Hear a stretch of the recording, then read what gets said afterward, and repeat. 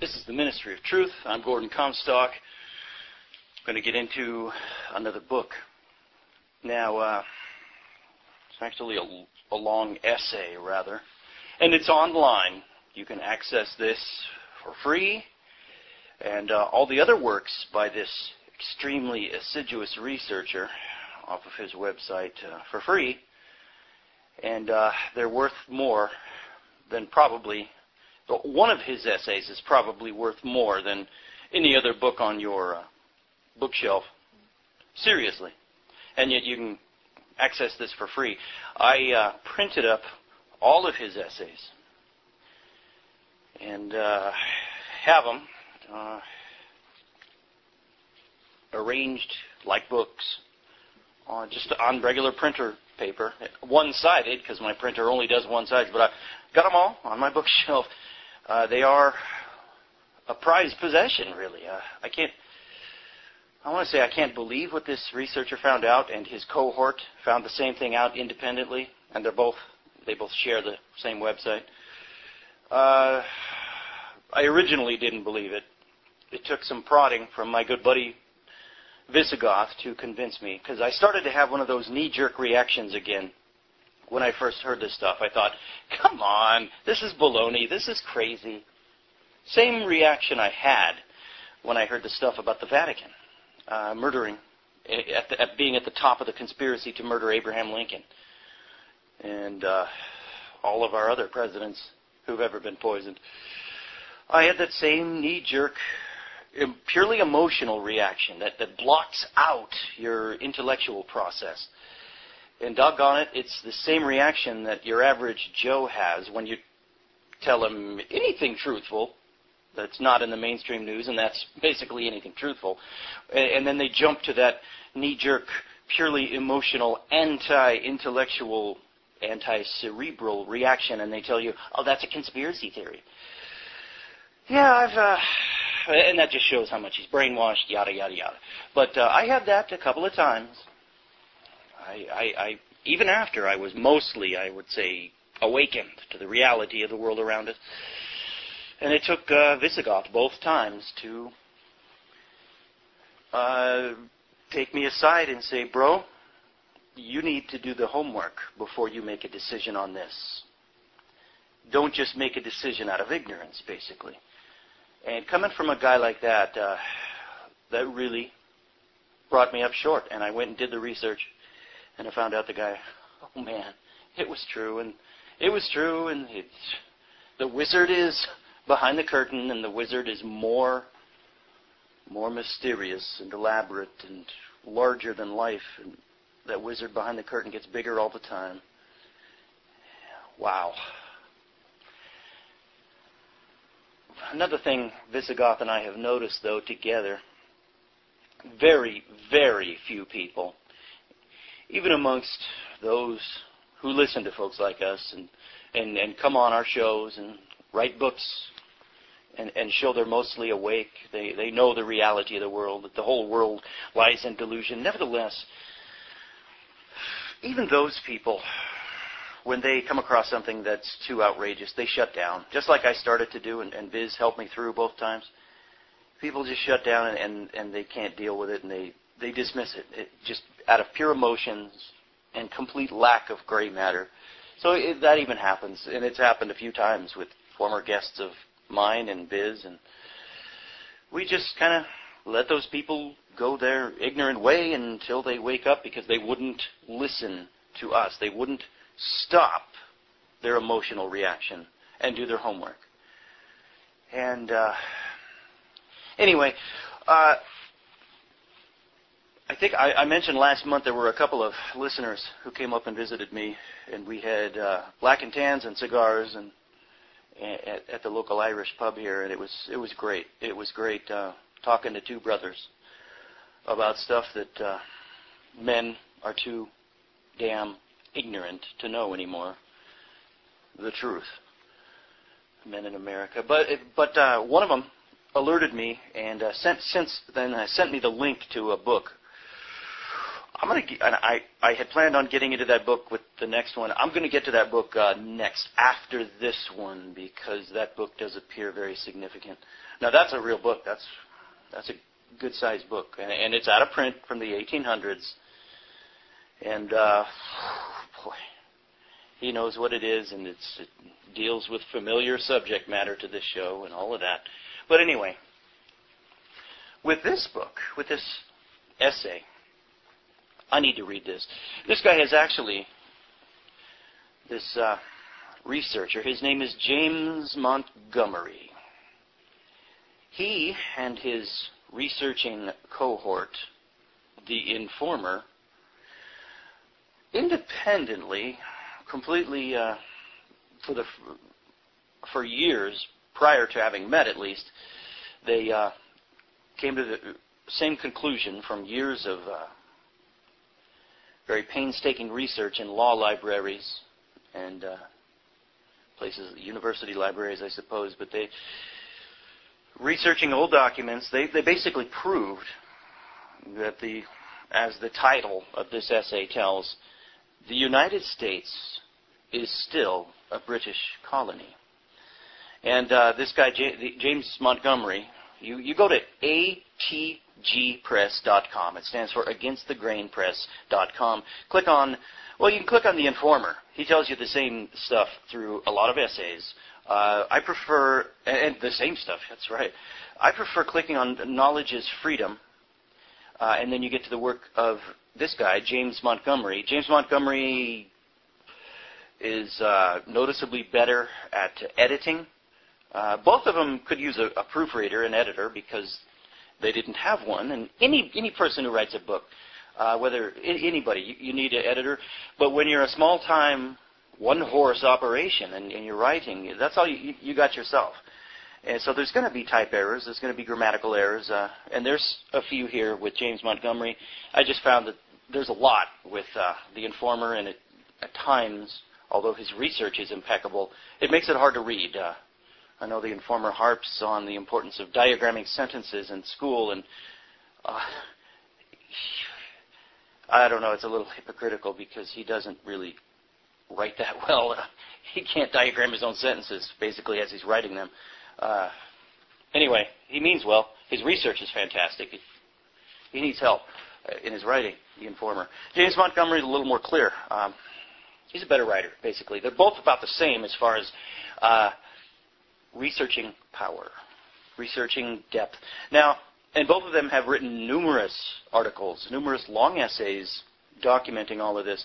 This is just one, and it's entitled, again, "The United States is Still a British Colony." Maybe it's just the title that makes this essay jump out the most at the online viewer. Nevertheless, all of the articles on there. Go to atgpress.com, click on Knowledge is Freedom, read the research articles of James Montgomery. There's a wealth of materials there, and they all are fantastic and in-depth. And guess what? They're all irrefutable. Trust me. You'll find out. You'll get the upset stomach. You'll get nauseated. You've been lied to, folks. The United States is still a British colony. And so this is the essay we are going to get into on the ministry of truth. Now, the reason I want to take a detour and read this, I didn't plan on reading this next, but I've been hearing people close to me, people I trust, people who are dear friends of mine, companions, cohorts, and brothers in the faith of mine who I hear them starting to appeal to the Constitution again. And that troubles me because they have heard some of this material.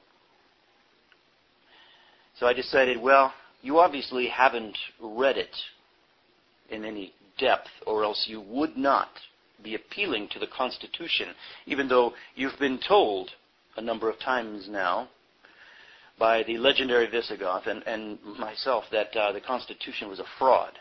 A total fraud. The founding fathers were lawyers. They were liars. They were frauds. They sold out their own people. The United States, the colonies, never won the Revolutionary War. It was a backdoor Masonic deal to limit the battle damage, make it look like a war, and keep the profits going for England and for the wealthy, elitist, lawyerly families like the founding quote-unquote fathers in the colonies.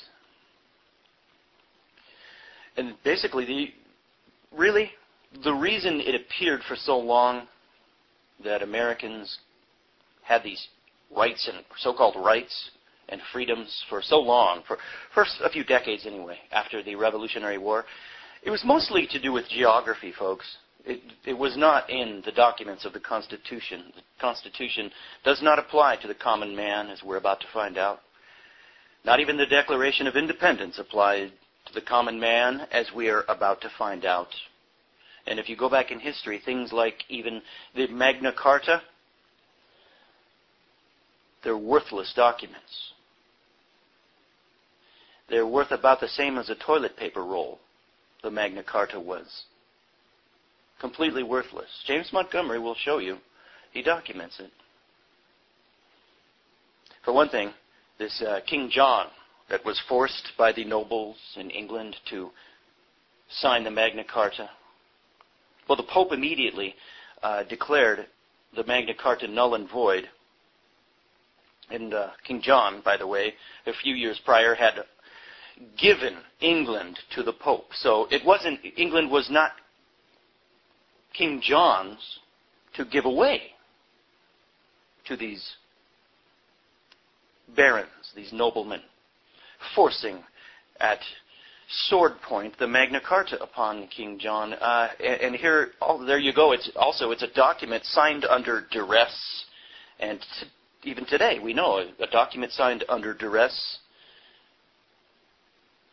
is not a legal document. So the Magna Carta was worthless. Basically, folks, here it is in a nutshell. I hope I can get it down to that. Folks, the common man, you have no rights except for those that Jesus Christ gave you as a saved soul, but He liberated your soul if you will take the sacrifice, take the opportunity He gave you. But your body is not going to have any actual rights until Jesus Christ returns and rules the earth with a rod of iron. Until then, everything you have that you think are rights, they are actually privileges.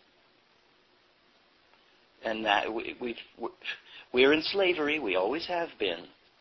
And it's remarkable that even people who get it, even people who are very close to me, who know that everything's a fraud around us, the whole world lies in a strong delusion that because of our sinful ways God has given us over unto. And Satan loves deceiving the whole world, and Revelation tells us that. He's got the whole world deluded, does Satan. And everything on your mainstream news, flip it upside down if you want the truth. 9/11 was a fraud. The Oklahoma City bombings was a fraud. Korean airline 007 that was shot down in Russia was a fraud. Nothing TWA 800 that was shot down off the coast of New Jersey. That was a fraud. Pearl Harbor, the Lusitania, the explosion of the Maine, the Gulf of Tonkin, on and on and on. The stock market crash, the Federal Reserve. Even people who know that all of those are frauds and the truth is almost completely reverse what mainstream news tells us, even those who get it and are Christian, even those, and they've been guests on my show, really except for Viz, they all still will hearken back occasionally to this Constitution as being somehow a fount of liberty for Americans, and they don't know that it's completely faulty. They should know better, basically, is what I'm trying to say, because the Constitution, you're still dealing there with man's law. It's weird. The propaganda you're fed in school about the founding fathers, the framers of the Constitution, it's like people who really get it, and already you're in rarefied company if you get it and you understand that history is a fraud. And then, if you understand that the Bible, that God's Word is true, the real God's Word. I mean, aren't very many people who do that, but once you get to that point, it's weird. Even those people will still latch on. They'll say, yeah, all history's been a fraud, basically. And the only thing we can trust is God's true Word. However, there was this one time in history, this one completely atypical time, when you had a few honorable lawyers get together in colonial America and write this wonderful document to set mankind free. That was the one time when mankind became noble. The one time when lawyers became noble. That was it, the one time. And they were, come on, doesn't that right there, the picture I just painted, all of mankind's history, all of mankind's laws, it's all about tyranny, and profits is what it's really all about, profits. But there was this one time when that didn't apply. The U.S.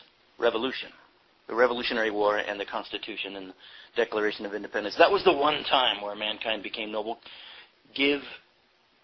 Stop and think about that. Would the Lord really allow that to happen? Allow there to be one time in history where elitist humans suddenly became not elitists and became truthful and told the truth and weren't about profits and wanted to rule a country not about profits. They weren't driven just by profits. They wanted to be truthful as God's Word is truthful. Do you think God would really allow that to happen? No. All of mankind's history. In the Constitution, it set up a Calvinist republic. Oh, really? Mm-hmm. How many times does it mention Jesus Christ in the document? 0. Okay, how many times does the Declaration of Independence mention Jesus Christ? 0. Okay, but it mentions God and Lord. Well, gee, the founding framers were mostly Freemasons, and the Freemasons have their God and Lord, who is actually the ancient Baal deity, and they now call him the great architect of the universe. But it's no different than ancient Bel or Baal worship. It's just amazing. It's so frustrating. Well, anyway, that's why, belatedly, I'm telling you, I'm finally getting to the point. This is why I have to read this. You folks, you need to listen. If you have any faith in the Constitution, stop and listen to this, please. I took the trouble of doing my homework in this area. I took the trouble of spending my money on paper and ink, printing all of this up, the voluminous essays from both the Informer and James Montgomery. It fills up half a bookshelf, half a long bookshelf in my office room that's running out of room. And I read them all, and I highlighted them all. As I read, I made notes on them all. And I'm telling you, even if you just listen, stop what you're doing, and listen to just this one article by James Montgomery, you'll be totally convinced. It's irrefutable. The Constitution was a fraud. The founding framers were lawyers. They were frauds. The Declaration of Independence did not ever apply to the common American, you and me. It was a corporate deal, a Masonic corporate backdoor lawyer deal. And the United States is still a British colony. This was written in 1996 by James Montgomery. The trouble with history is, we weren't there when it took place, and it can be changed to fit someone's belief and or traditions. Or it can be taught in the public schools to favor a political agenda and withhold many facts. I know you have been taught that we won the Revolutionary War and defeated the British, but I can prove to the contrary. I want you to read this paper with an open mind and allow yourself to be instructed with the following verifiable facts. You be the judge, and don't let prior conclusions on your part or incorrect teaching keep you from the truth. I, too, was always taught in school and in studying our history books that our freedom came from the Declaration of Independence and was secured by our winning the Revolutionary War. I'm going to discuss a few documents that are included at the end of this paper in the footnotes. The first document is the first Charter of Virginia in 1606. See footnote 1.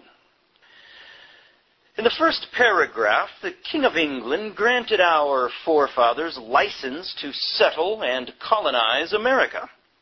The definition for license is as follows, from Bouvier's Law Dictionary, 1914, quote, in government regulation, authority to do some act or carry on some trade or business, in its nature lawful, but prohibited by statute, except with the permission of the civil authority, or which would otherwise be unlawful, unquote. Keep in mind, those that came to America from England were British subjects. So you can better understand what I'm going to tell you, here are the definitions for subject and citizen. Again, Bouvier's Law Dictionary, 1914. Quote, in monarchical governments, by subject is meant one who owes permanent allegiance to the monarch, unquote. The following is from the 5th edition of Black's Law Dictionary. Quote, constitutional law, one that owes allegiance to a sovereign and is governed by his laws. The natives of Great Britain are subjects of the British government. Men in free governments are subjects as well as citizens. As citizens, they enjoy rights and franchises. As subjects, they are bound to obey the laws. The term is little used in this sense in countries enjoying a republican form of government, unquote.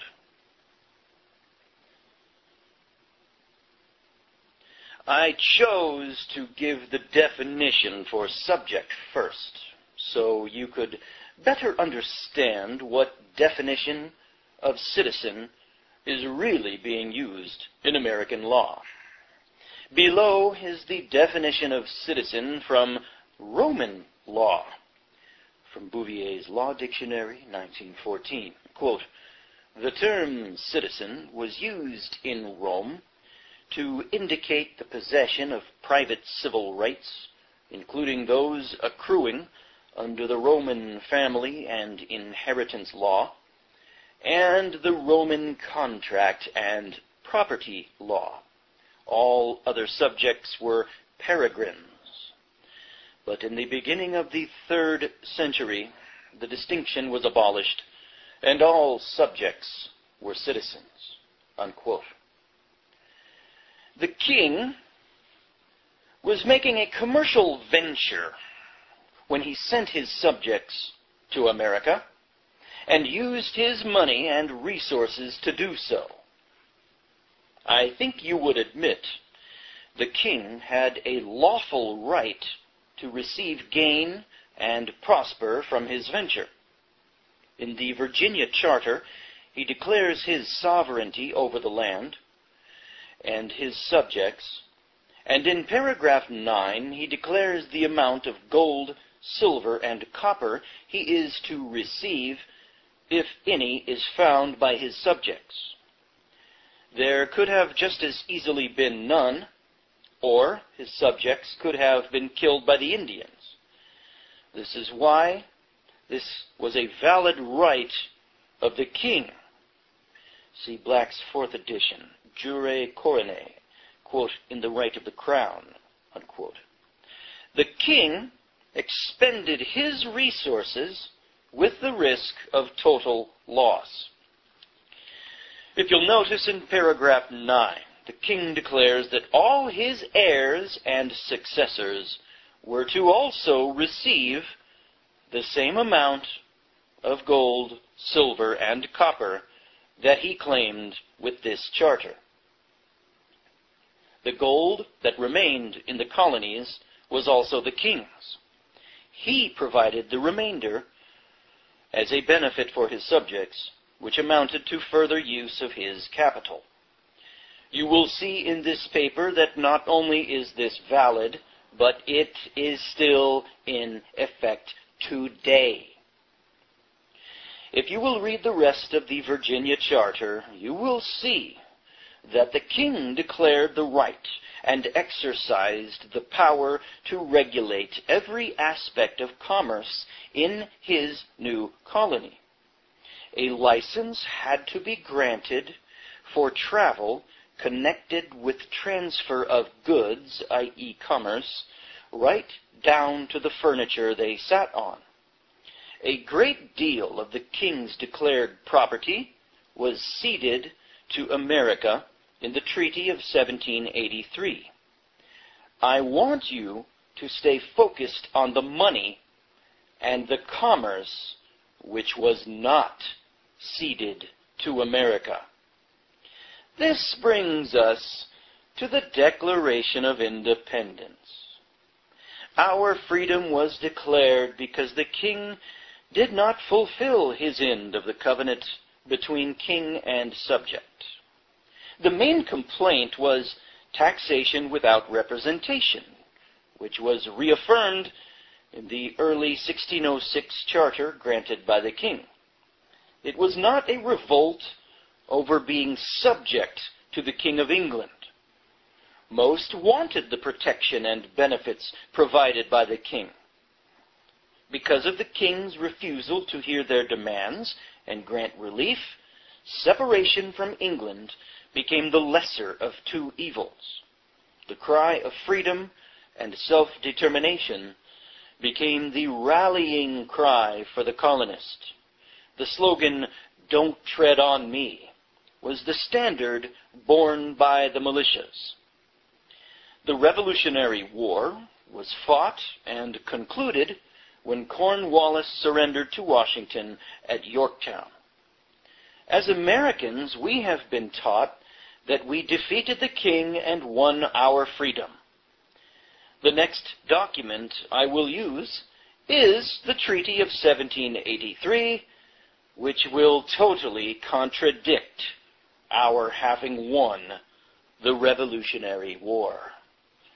See footnote 2. I want you to notice in the first paragraph that the king refers to himself as Prince of the Holy Roman Empire and of the United States. You know from this that the United States did not negotiate this treaty of peace in a position of strength and victory, but it is obvious that Benjamin Franklin, John Jay, and John Adams negotiated a treaty of further granted privileges from the King of England. Keep this in mind as you study these documents. You also need to understand the players of those that negotiated this treaty.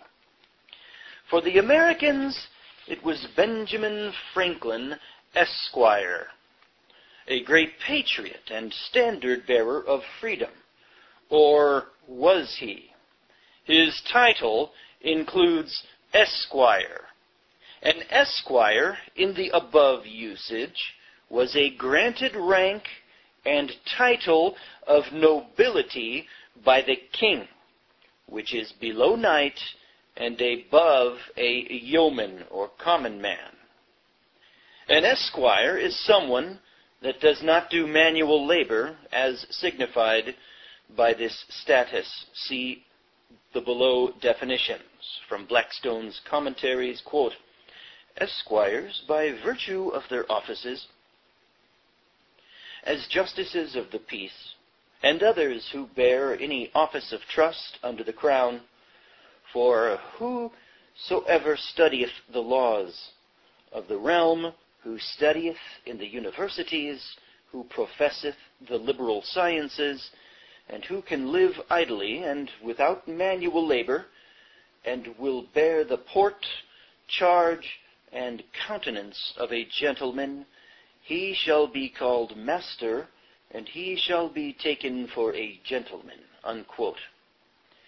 The following is from Black's Law Dictionary, 4th edition. Quote, "Esquire, in English law, a title of dignity next above gentleman and below knight. Also, a title of office given to sheriffs, sergeants, and barristers at law, justices of the peace, and others," unquote. Benjamin Franklin, John Adams, and John Jay, as you can read in the treaty, were all esquires, and were the signers of this treaty, and the only negotiators of the treaty. The representative of the king was David Hartley, Esquire. Benjamin Franklin was the main negotiator for the terms of the treaty. He spent most of the war traveling between England and France. The use of esquire declared his and the others' British subjection and loyalty to the crown. In the first article of the treaty, most of the king's claims to America are relinquished, except for his claim to continue receiving gold, silver, and copper as gain for his business venture. Article 3 gives Americans the right to fish the waters around the United States and its rivers. In Article 4, the United States agreed to pay all bona fide debts. If you will read my other papers on money, you will understand that the financiers were working with the king. Why else would he protect their interest with this treaty? Side note, boy, does that ever dovetail with the last book I just completed, The Babylonian Woe by David Astle, where Astle is always remarking on the shadowy powers, the powers behind the throne. The money powers are always there in any civilization. They're the real powers, but you never see them, or you seldom see them. But the front man, whatever king or tyrant they put forth, will always look out for them, will always protect them. And here we go, the King of England protecting their interests in the Treaty of 1783. Okay. I wonder if you have seen the main and obvious point. This treaty was signed in 1783. The war was over in 1781. If the United States defeated England, how is the King of England granting rights to America when we were now supposedly his equal in status? We supposedly defeated him in the Revolutionary War.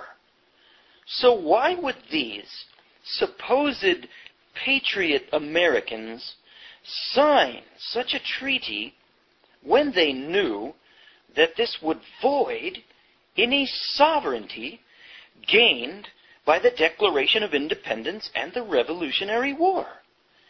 If we had won the Revolutionary War, the king granting us our land would not be necessary. It would have been ours by his loss of the Revolutionary War. To not dictate the terms of a peace treaty in a position of strength after winning a war means the war was never won. Think of other wars we have won, such as when we defeated Japan. Did General MacArthur allow Japan to dictate to him the terms for surrender? No way. All these men, these quote-unquote founding fathers, all they did is gain status and privilege granted by the king and ensure the subjection of future unaware generations. Worst of all, they sold out those that gave their lives and property for the chance to be free. You know, that totally ties in today with the wars going on overseas, the wars for empire in Afghanistan and Iraq. Who's largely, foolishly, pathetically sending their boys off to be, and now they're girls, and now they're daughters.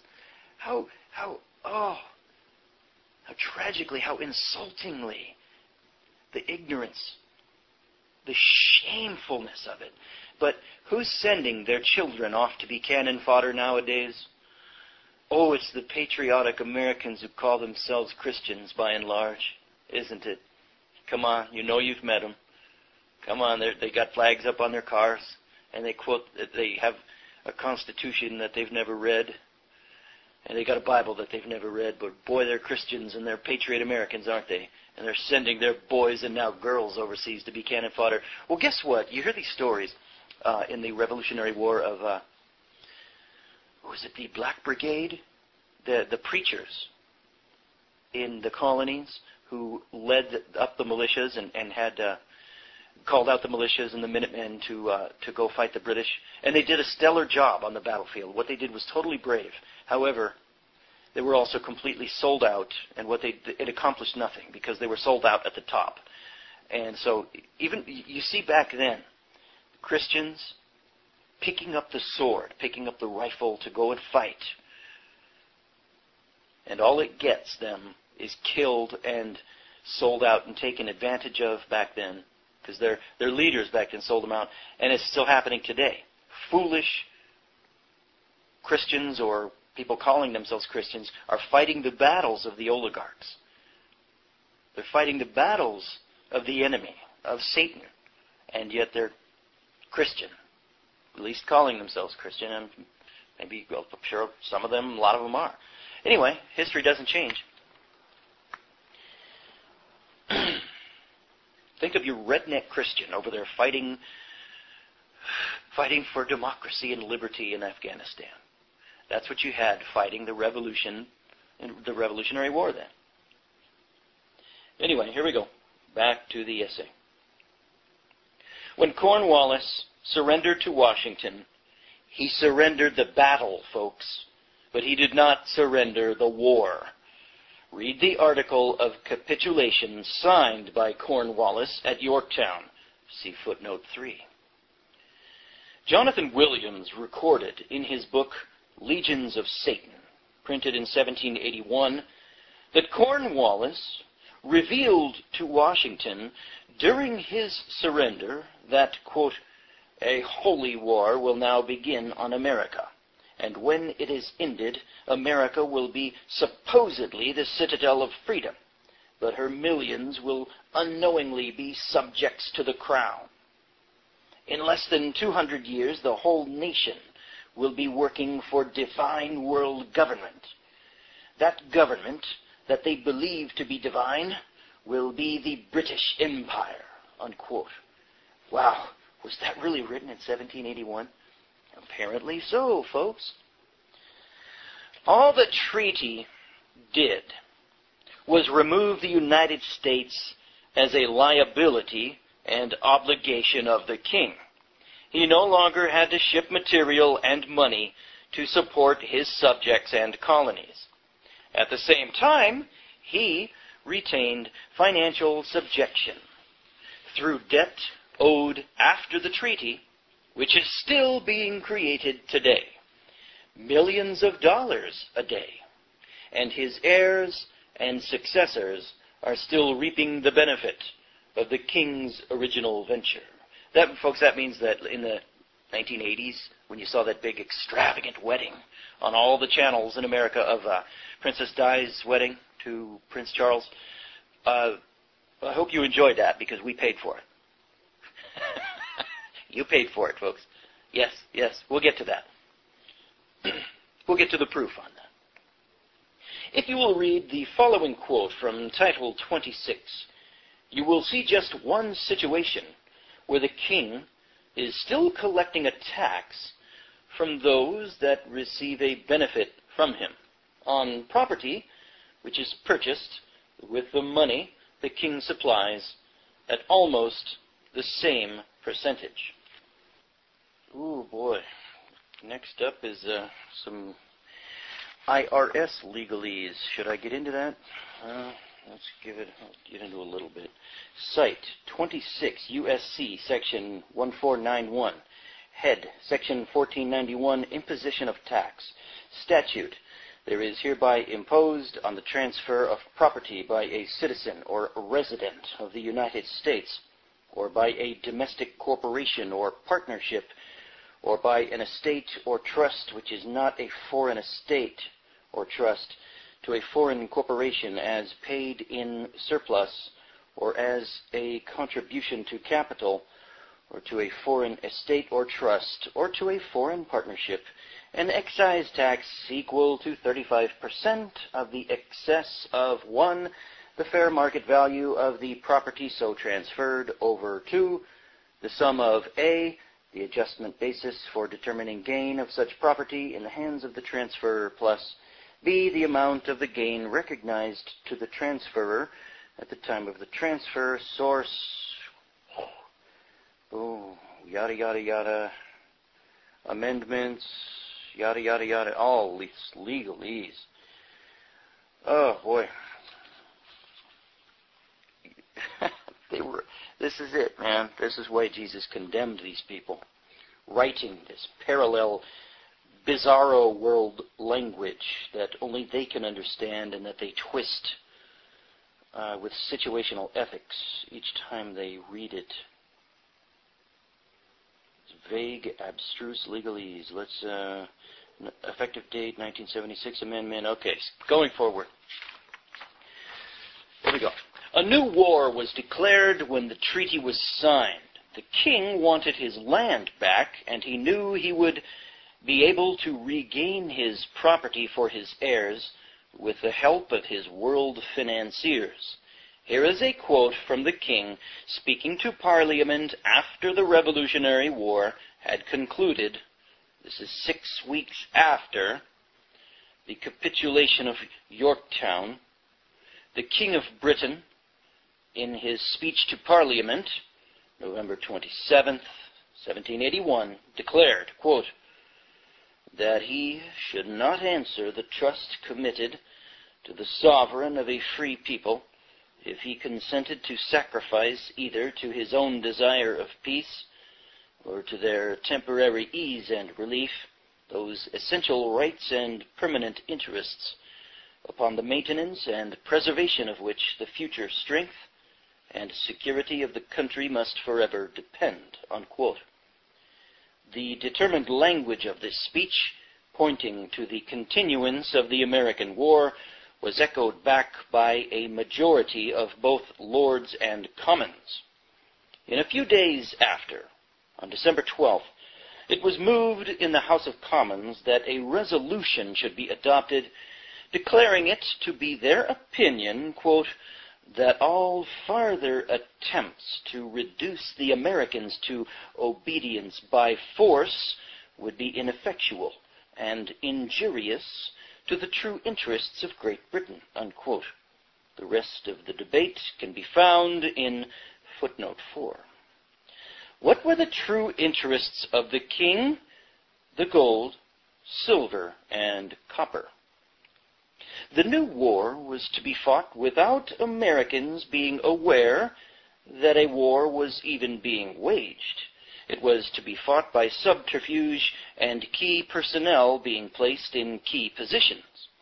The first two parts of my other essay, A Country Defeated in Victory. That's another great essay James Montgomery wrote.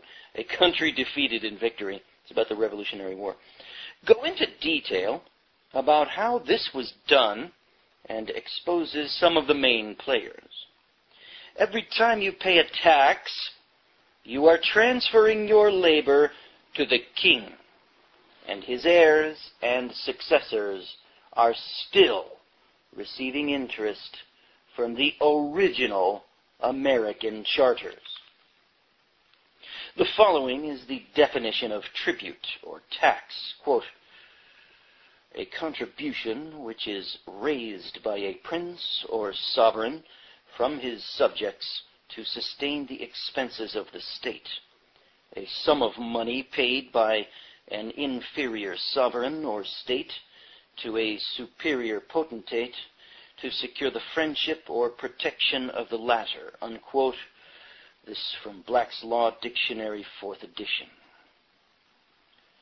As further evidence, not that any is needed, a percentage of taxes that are paid are to enrich the King or Queen of England. For those that study Title 26, you will recognize IMF, which means Individual Master File. All taxpayers have one. To receive one, you have to be able to break their codes using File 6209, which is about 467 pages. On your IMF, you will find a blocking series which tells you what type of tax you are paying. You will probably find a 300 to 399 blocking series, which 6209 says is reserved. You then look up the BMF 300 to 399, which is the Business Master File in 6209. You would have seen prior to 1991, this was US/UK tax claims non-refile DLN, meaning everyone is considered a business and involved in commerce, and you are being held liable for a tax via a treaty between the US and the UK payable to the UK. The form that is supposed to be used for this is Form 8288, FIRTA, Foreign Investment Real Property Tax Account. You won't find many people using this form, just the 1040 form. The 8288 form can be found in the Law Enforcement Manual of the IRS, Chapter 3. If you will check the OMB's paper, Office of Management and Budget, in the Department of Treasury, list of active information collections approved under Paperwork Reduction Act, you will find this form under OMB number 1545-0902, which says U.S. withholding tax return for dispositions by foreign persons of U.S. real property interests statement of withholding on dispositions by foreign persons of U.S. Form number 8288, number 8288A. These codes have since been changed to read as follows. IMF 300 to 309, Barred Assessment, CP 55, generated valid for MFT 30, which is the code for 1040 form. IMF 310 to 399 reserved. The BMF 300 to 309 reads the same as IMF 300 to 309. BMF 390 to 399 reads US/UK tax treaty claims. The long and short of it is nothing's changed. The government just made it plainer. The 1040 is the payment of a foreign tax to the King or Queen of England. We have been in financial servitude since the Treaty of 1783. Read 'em and weep, folks. Read 'em and weep. Another treaty between England and the United States was Jay's Treaty of 1794, footnote 5. If you will remember from the Paris Treaty of 1783, John J. Esquire was one of the negotiators of the treaty. In 1794, he negotiated another treaty with Britain. There was great controversy among the American people about this treaty.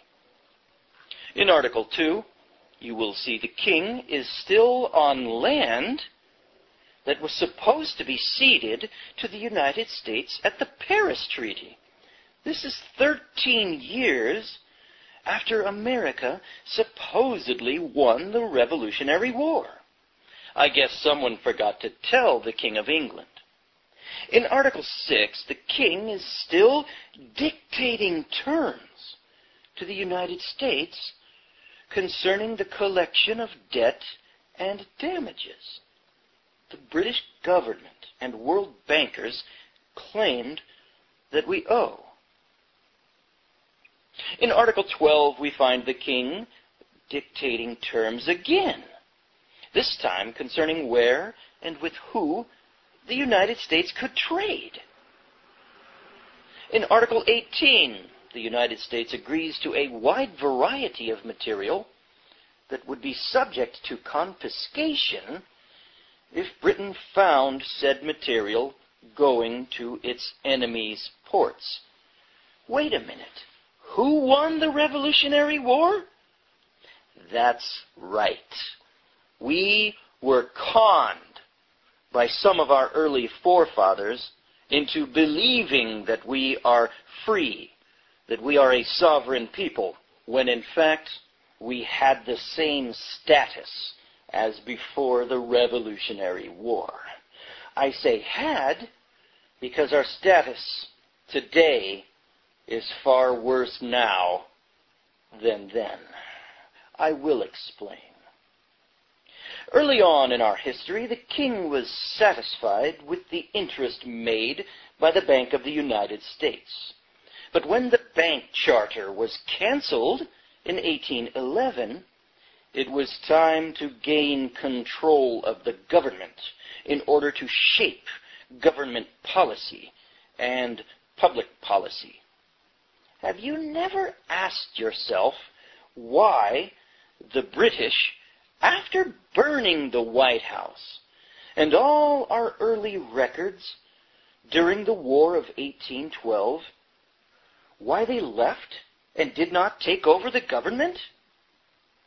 The reason they did as much as they did do was to remove the greatest barrier to their plans for this country.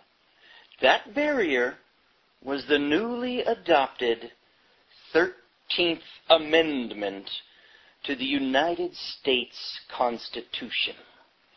The purpose for this amendment was to stop anyone from serving in the government who was receiving a title of nobility or honor.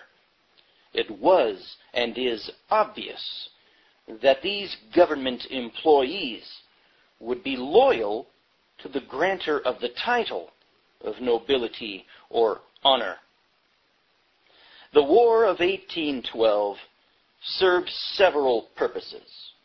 It delayed the passage of the 13th Amendment by Virginia, allowed the British to destroy the evidence of the first 12 states' ratification of this amendment, and it increased the national debt, which would coerce Congress to reestablish the bank charter in 1816 after the Treaty of Ghent was ratified by the Senate in 1815. We'll stop there for this time, and we will get into this forgotten amendment, the original 13th Amendment, next time, and your heads will flip. You will probably freak out when you hear this. The original 13th Amendment had nothing to do with the 13th Amendment that you know of today. Nothing at all.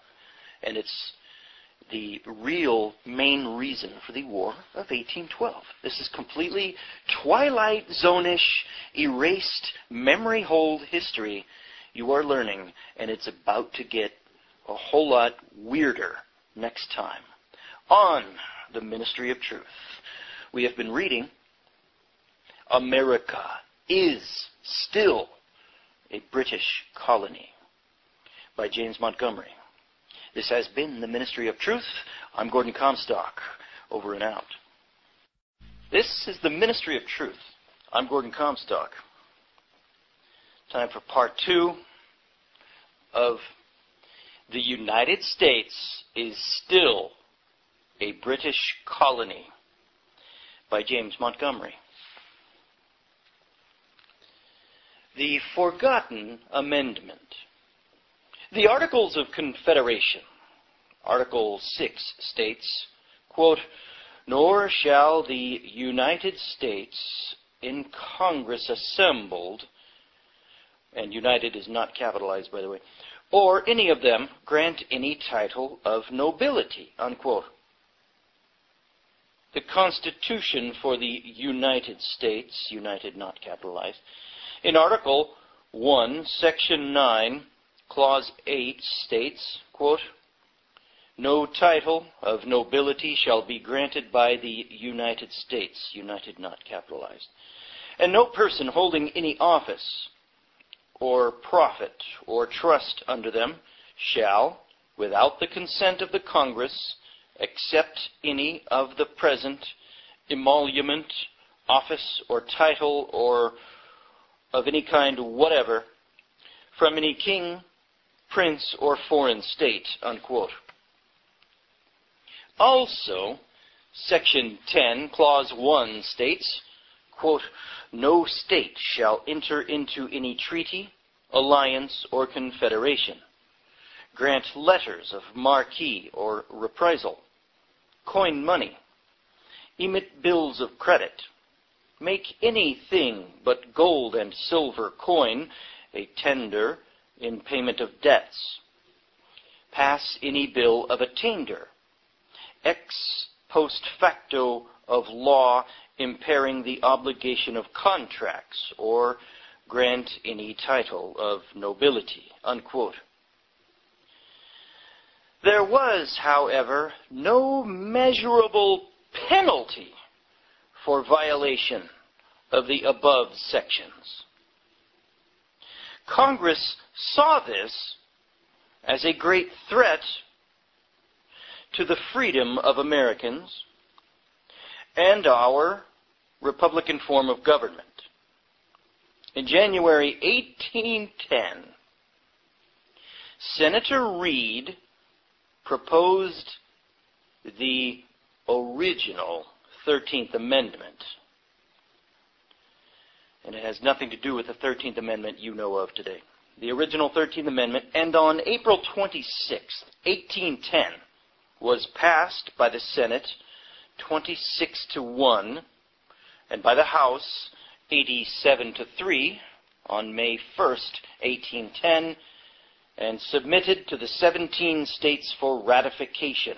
The amendment read as follows, quote, "If any citizen of the United States shall accept, claim, receive, or retain any title of nobility or honor, or shall, without the consent of Congress, accept and retain any present, pension, office, or emolument of any kind whatever from any emperor, king, prince or foreign power, such person shall cease to be a citizen of the United States and shall be incapable of holding any office of trust or profit under them or either of them." Unquote. From An American Dictionary of the English Language, first edition, by Noah Webster, 1828. The definition of nobility is, the third definition, the quality, quote, "the qualities which constitute distinction of rank in civil society, according to the customs or laws of the country, that eminence or dignity which a man derives from birth or title conferred, and which places him in an order above common men." And the fourth definition, "the persons collectively who enjoy rank above commoners, i.e. the peerage." Unquote. The aforementioned sections in the Constitution for the United States and the above proposed 13th Amendment sought to prohibit the above definition, which would give any advantage or privilege to some citizens an unequal opportunity to achieve or exercise political power. 13 of the 17 states listed below understood the importance of this amendment. The following states voted for the amendment between the years 1810 and 1819. How is that possible? Well, anyway, Maryland, Kentucky, Ohio, Delaware, Pennsylvania, New Jersey, Vermont, Tennessee, Georgia, North Carolina, Massachusetts, New Hampshire, and Virginia all voted in favor of the original 13th Amendment, with 4 states against: New York, Connecticut, South Carolina, Rhode Island. Okay. On March 10th, 1819, the Virginia legislature passed Act Number 280, Virginia Archives of Richmond Miscellaneous File, page 299, for microfilm. This guy did his homework. He's looking at microfilm in the legal law archives of the states. Okay, the following, quote, "Be it enacted by the General Assembly that there shall be published an edition of the laws of this Commonwealth, in which shall be contained the following matters, that is to say, the Constitution of the United States and the amendments thereto," unquote. And United is not capitalized. The official day of ratification was March 12, 1819. This was the date of republication of the Virginia Civil Code. Virginia ordered 4,000 copies, almost triple their usual order. Word of Virginia's 1819 ratification spread throughout the states, and both Rhode Island and Kentucky published the new amendment in 1822. Ohio published the new amendment in 1824. Maine ordered 10,000 copies of the Constitution with the new amendment to be printed for use in the public schools, and again in 1831 for their census edition. Indiana published the new amendment in the Indiana Revised Laws of 1831 on page 20. The Northwest Territories published the new amendment in 1833. Ohio published the new amendment again in 1831 and in 1833. Connecticut, one of the states that voted against the new amendment, published the new amendment in 1835. Wisconsin Territory published the new amendment in 1839. Iowa Territory published the new amendment in 1843. Ohio published the new amendment again in 1848. Kansas published the new amendment in 1855. And Nebraska Territory published the new amendment 6 years in a row from 1855 to 1860. Colorado Territory published the new amendment in 1865 and again 1867. In the 1867 printing, the present 13th Amendment, the Slavery Amendment, was listed as the 14th Amendment. The repeated reprinting of the amended United States Constitution is conclusive evidence of its passage. Also, as evidence of the new 13th Amendment's impending passage, on December 2nd, 1817, John Quincy Adams, then Secretary of State, wrote to Buck, an attorney, regarding the position Buck had been assigned. The letter reads, quote, "If it should be the opinion of this government that the acceptance on your part of the commission under which it was granted did not interfere with your citizenship, it is the opinion of the executive that under the 13th Amendment to the Constitution, by the acceptance of such an appointment from any foreign government, a citizen of the United States ceases to enjoy that character and becomes incapable of holding any office of trust or profit under the United States or either of them." Unquote from John Quincy Adams. By virtue of these titles and honors and special privileges, lawyers have assumed political and economic advantages over the majority of citizens. You ever wonder, folks, why all of Congress are lawyers? This is why. And they've flushed the original 13th Amendment down the memory hole. That was the amendment that would have stripped them of their citizenship and got them thrown out of this country. They have the nobility, the title of nobility, as an Esquire, which shows their allegiance to the King of England. Back to the essay. A majority may vote, but only a minority, lawyers, may run for political office today. After the War of 1812 was concluded, the Treaty of Ghent was signed and ratified. See footnote 6. In Article 4 of the treaty, the United States gained what was already given in the Treaty of Paris in 1783, namely, islands off the U.S. coast. Also, 2 men were to be given the power to decide the borders and disagreements. If they could not, the power was to be given to an outside sovereign power, and their decision was final and considered conclusive. In Article 9, it is admitted there are citizens and subjects in America. As you have seen, the 2 terms are interchangeable, synonymous. In Article 10, you will see where the idea for the overthrow of this country came from and on what issue. The issue raised by England was slavery, and it was nurtured by the king's emissaries behind the scenes.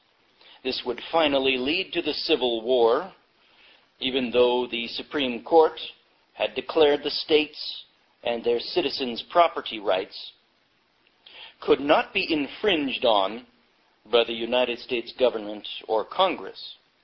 This was further declared by the following presidential quotes, where they declared to violate the states' rights would violate the U.S. Constitution.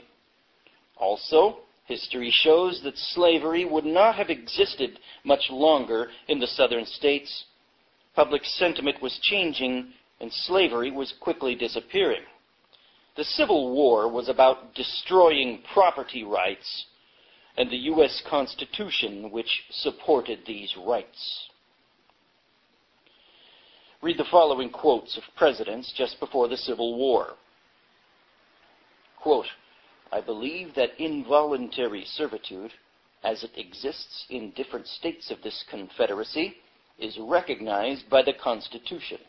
I believe that it stands like any other admitted right, and that the states where it exists are entitled to efficient remedies to enforce the constitutional provisions. That's from Franklin Pierce's inaugural address, 1853, unquote. Quote, the whole territorial question being thus settled upon the principle of popular sovereignty, a principle as ancient as free government itself, everything of a practical nature has been decided.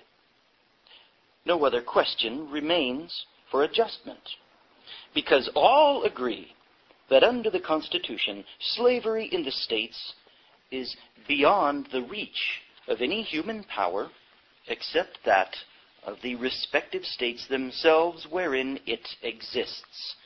Unquote, that from James Buchanan's inaugural address, 1857. Quote, I cordially congratulate you upon the final settlement by the Supreme Court of the United States of the question of slavery in the territories, which had presented an aspect so truly formidable at the commencement of my administration. The right has been established of every citizen to take his property of any kind, including slaves, into the common territories belonging equally to all the states of the Confederacy, and to have it protected there under the federal Constitution. Neither Congress nor a territorial legislature, nor any human power, has any authority to annul or impair this vested right.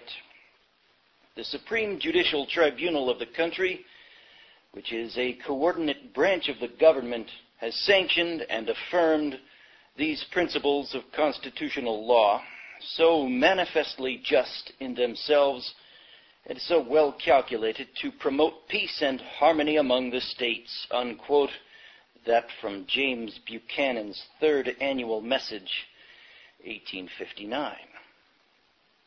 So there is no misunderstanding. I am not re-arguing slavery. Slavery is morally wrong and contrary to God's almighty law. In this divisive issue, the true attack was on our natural rights and on the Constitution. The core of the attack was on our right to possess allodial property. Our God-given right to own property in allodial was taken away by conquest of the Civil War. If you are free, this right cannot be taken away. The opposite of free is slave or subject. We were allowed to believe we were free for about 70 years.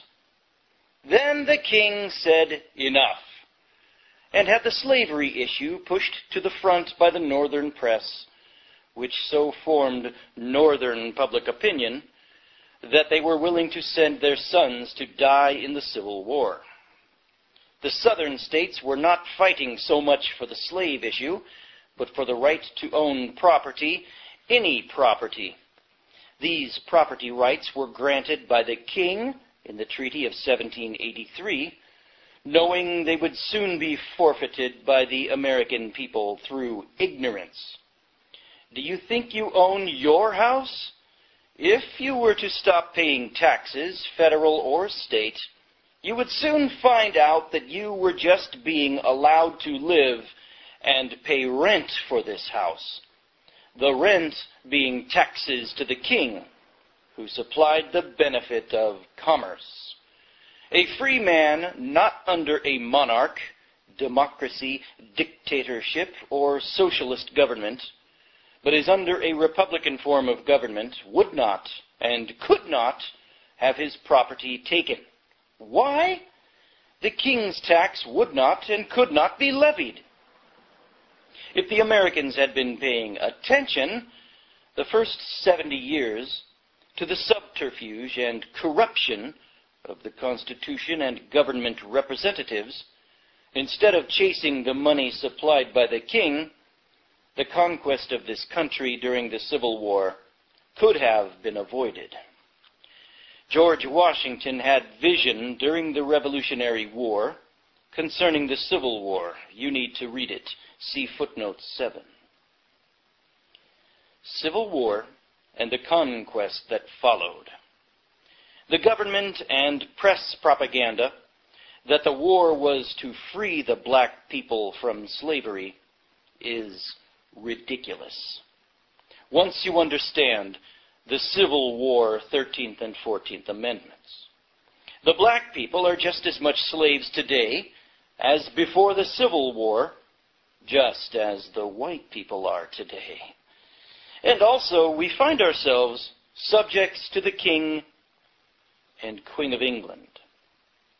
The only thing that changed for black people is they changed masters and were granted a few rights, which I might add can be taken away any time the government chooses. Since the 1930s, the black people have been paid reparations to buy off their silence. In other words, keep the slaves on the plantation working. I do not say this to shock or come across as prejudiced, because I'm not. Here's what Russell Means said. For those that don't remember who he is, he was the father in the movie The Last of the Mohicans. Russell Means said, quote, "Until the white man is free, we will never be free," unquote. The we he was referring to were the Indians. There has never been a truer statement. However, the problem is the white people are not aware of their enslavement. At the risk of being redundant, to set the record straight, because Lord only knows what will be said about what I just said regarding black people, I believe that if you are born in this country, you are equal, period. Forget the empty promises of civil rights. What about your unalienable natural rights under God Almighty? All Americans are feudal tenants on the land, allowed to rent the property they live on as long as the king gets his cut. What about self-determination, or being able to own a allodial title to property, which means the king cannot take your property for failure to pay a tax, which means you did not own it to begin with. The king allows you to use the material goods and land. Again, this is financial servitude. The ultimate ownership of all property is in the state. Individual so-called quote-unquote ownership is only by virtue of government, i.e. law, amounting to a mere user, and use must be in accordance with law and subordinate to the necessities of the state. That came from Senate document number 43, written in 1933. The king controlled the government by the time the North won the Civil War through the use of lawyers that called the shots behind the scenes, just as they do now, and well-placed subjects in the United States government. This would not have been possible if not for England destroying our documents in 1812 and the covering up of state documents of the original 13th Amendment. According to international law, what took place when the North conquered the South? First, you have to understand the word conquest in international law. When you conquer a state, you acquire the land, and those that were subject to the conquered state then become subject to the conquerors. The laws of the conquered state remain in force until the conquering state wishes to change all or part of them. At the time of conquest, the laws of the conquered state are subject to change or removal, which means the law no longer lies with the American people through the Constitution, but lies with the new sovereign. The Constitution no longer carries any power of its own, but derives its power from the new sovereign, the conqueror. The reason for this is the Constitution derived its power from the people, and when they were defeated, so was the Constitution. I'm a little Montgomery's a little confusing there. Derived its power from the people. Anyway. Seems to contradict what he'd written earlier about the Constitution. I think he clears it up later. He probably means privileges for the people. The following is the definition of conquest. Quote, the acquisition of the sovereignty of a country by force of arms, exercised by an independent power which reduces the vanquished to submission to its empire. The intention of the conqueror to retain the conquered territory is generally manifested by formal proclamation of annexation, and when this is combined with a recognized ability to retain the conquered territory, the transfer of sovereignty is complete. A treaty of peace based upon the principle of uti possidetis is formal recognition of conquest. The effects of conquest are to confer upon the conquering state the public property of the conquered state, and to invest the former with the rights and obligations of the latter. Treaties entered into by the conquered state with other states remain binding upon the annexing state, and the debts of the extinct state must be taken over by it. Conquest likewise invests the conquering state with sovereignty over the subjects of the conquered state. Among subjects of the conquered state are to be included persons domiciled in the conquered territory who remain there after the annexation. The people of the conquered state change their allegiance, but not their relations to one another, unquote. This from Lietensdorfer versus Webb. Doesn't say the year. Quote, after the transfer of political jurisdiction to the conqueror, the municipal laws of the territory continue in force until abrogated by the new sovereign. That from Bouvier's Law Dictionary under Conquest International Law. So what happened after the Civil War?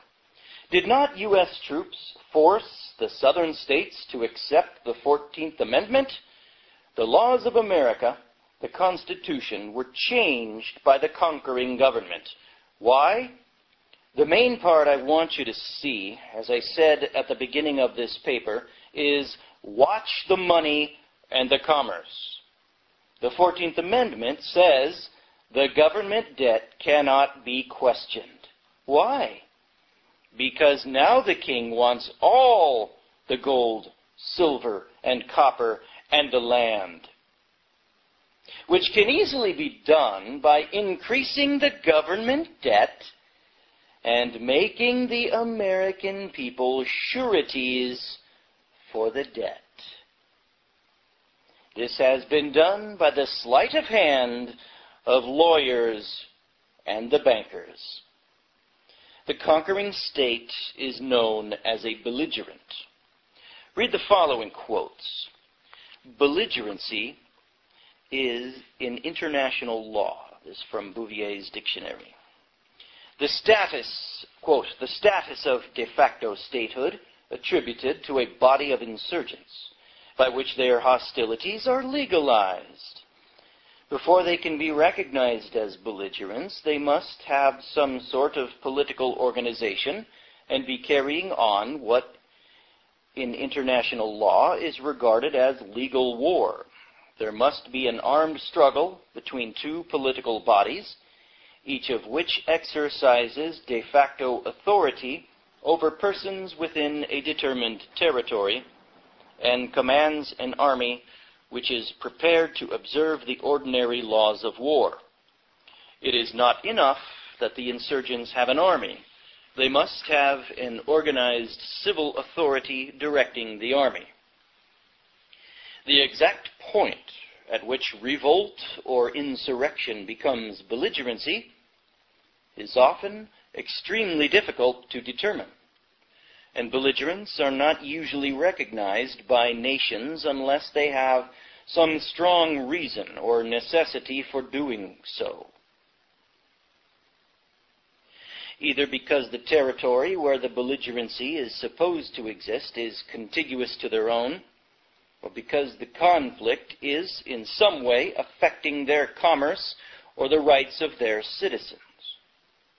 One of the most serious results of recognizing belligerency is that it frees the parent country from all responsibility for what takes place within the insurgent lines.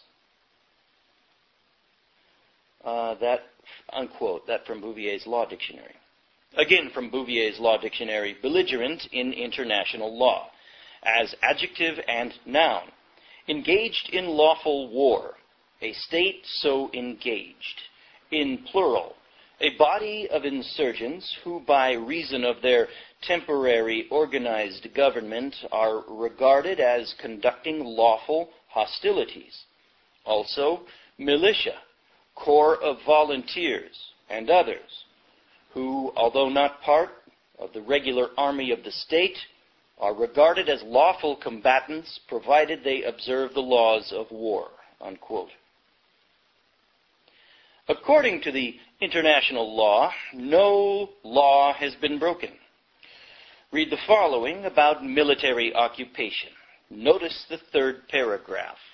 After the Civil War, title to the land had not been completed to the conquerors, but after 1933 it was. I will address this in a moment. In the last paragraph it says, the commander-in-chief governs the conquered state. The proof that this is the case today is the U.S. flying the United States flag with a yellow fringe on 3 sides. According to the U.S. Code, Title 4, Section 1, the United States flag does not have a fringe on it.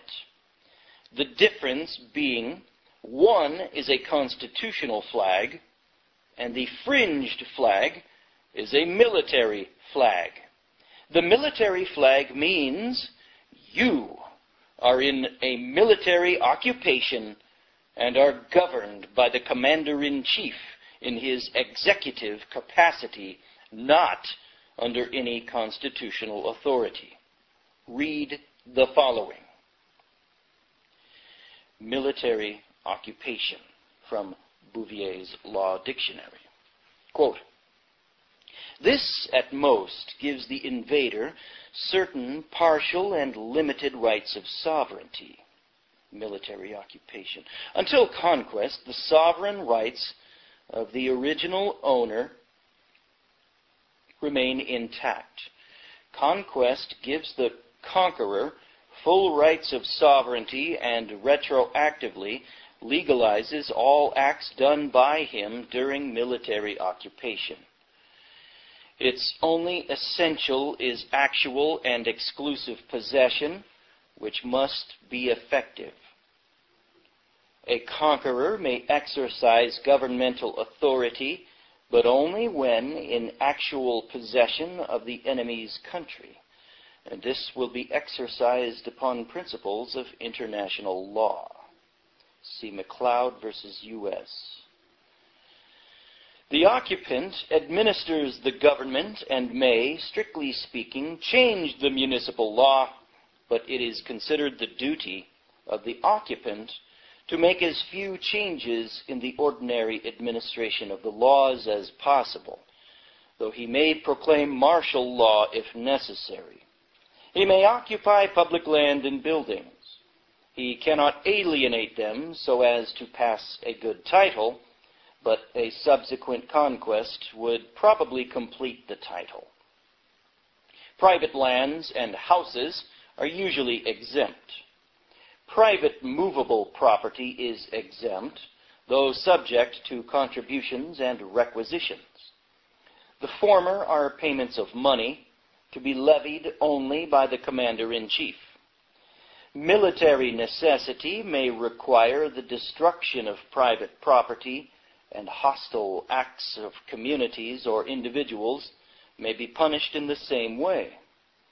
property may be liable to seizure as booty on the field of battle, or when a town refuses to capitulate and is carried by assault. When military occupation ceases, the state of things which existed previously is restored under the fiction of post-liminium. Territory acquired by war must necessarily be governed, in the first instance, by military power under the direction of the President as Commander-in-Chief.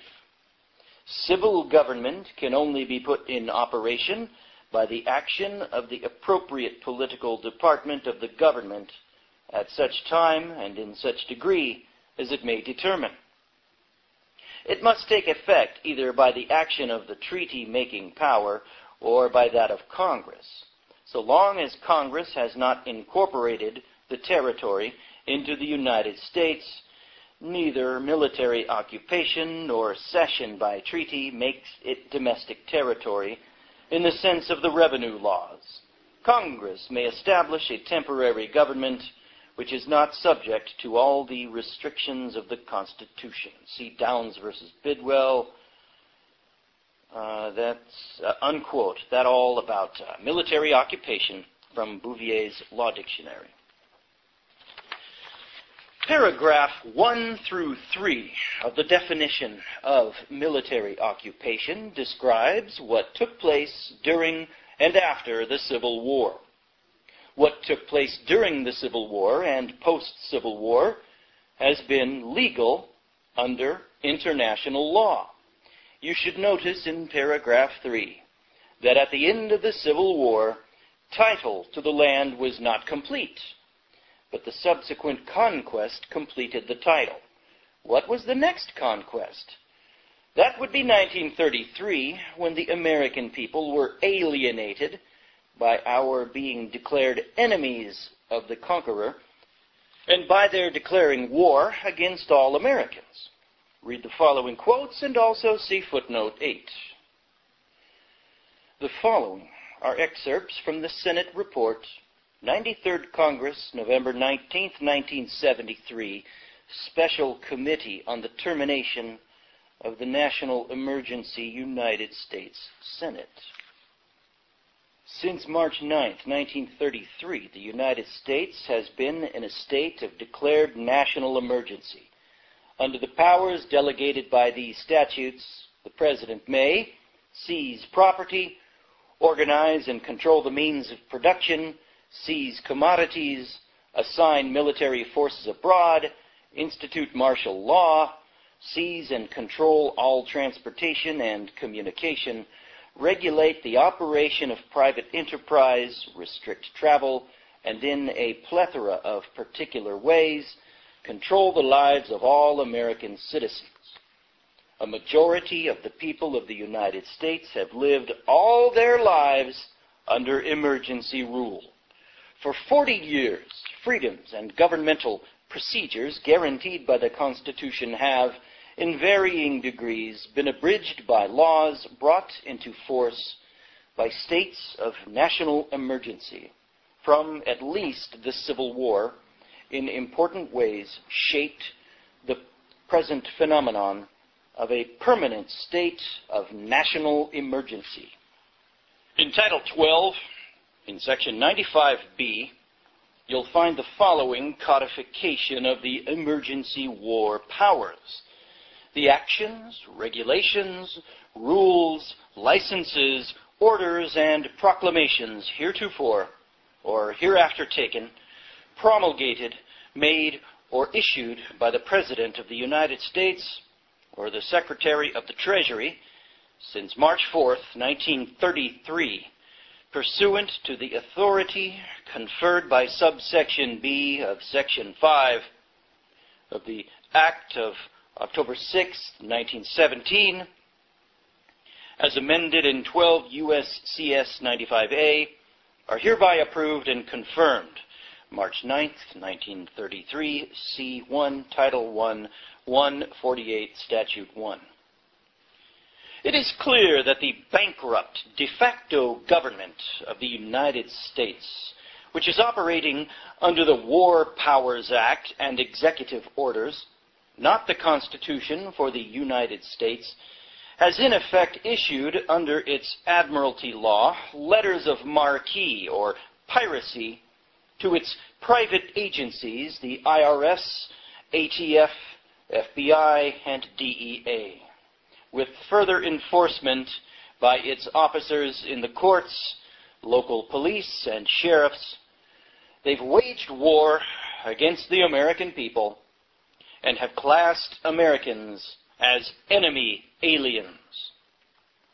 The following definition is from Bouvier's Law Dictionary, 1934, of letters marque. It says, quote, a commission granted by the government to a private individual to take the property of a foreign state or of the citizens or subjects of such state as a reparation for an injury committed by such state, its citizens or subjects. The prizes so captured are divided between the owners of the privateer, the captain, and the crew. A vessel to a friendly port, but armed for its own defense in case of attack by an enemy, is also called a letter of marque. Words and phrases dictionary. The following is from Grinnin versus Edwards. By the law of nations, an enemy is defined to be, quote, one with whom a nation's at open war, unquote. When the sovereign ruler of a state declares war against another sovereign, it is understood the whole nation declares war against that other nation. All the subjects of one are enemies to all the subjects of the other, and during the existence of the war, they continue enemies in whatever country they may happen to be.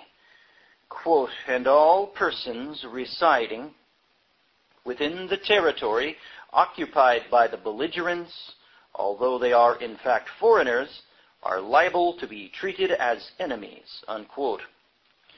So we find ourselves enemies in our own country and subjects of a king that has conquered our land with heavy taxation and no possibility of fair representation. The government has, through the laws of forfeiture, taken prize and booty for the king, under the admiralty and executive powers as declared by the law of the flag, none of which could have been done with the built-in protection contained in the true and original 13th Amendment, which has been kept and memory hold from the American people.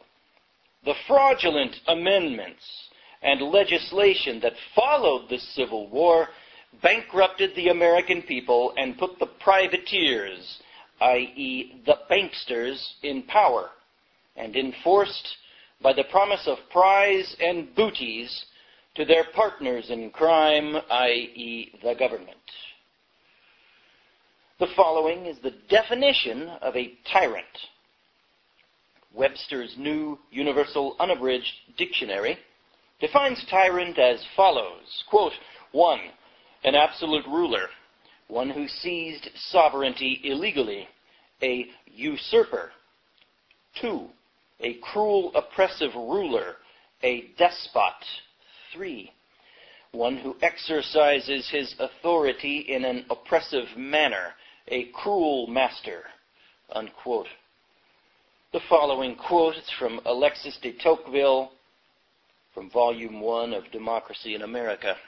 Quote, when I see that the right and means of absolute command are conferred on a people or upon a king, upon an aristocracy or a democracy, a monarchy or republic, I recognize the germ of tyranny, and I journey onwards to a land of more helpful institutions, unquote. So we pick up with paragraph 4, which describes the taxation under military occupation, and that you are under executive control and are bound under admiralty law by the contracts we enter, including silent contracts and by military occupation. Notice the last sentence in paragraph 5. Congress may establish a temporary government which is not subject to all the restrictions of the Constitution. See also Harvard Law Review, the Insular Cases. This means, folks, that you do not have a constitutional government. You have a military dictatorship controlled by the President as Commander-in-Chief. What is another way you can check out what I am telling you? Oh, read the following quotes.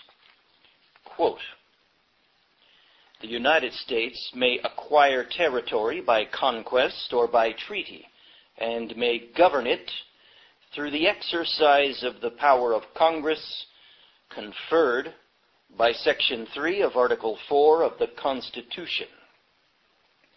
In exercising this power, Congress is not subject to the same constitutional limitations as when it is legislating for the United States.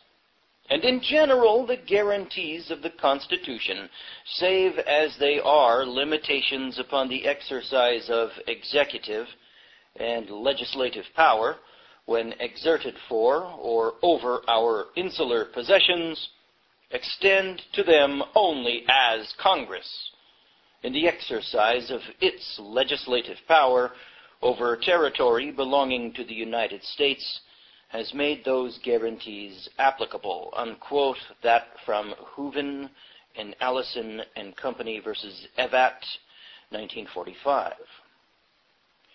Quote, "The idea prevails with some indeed.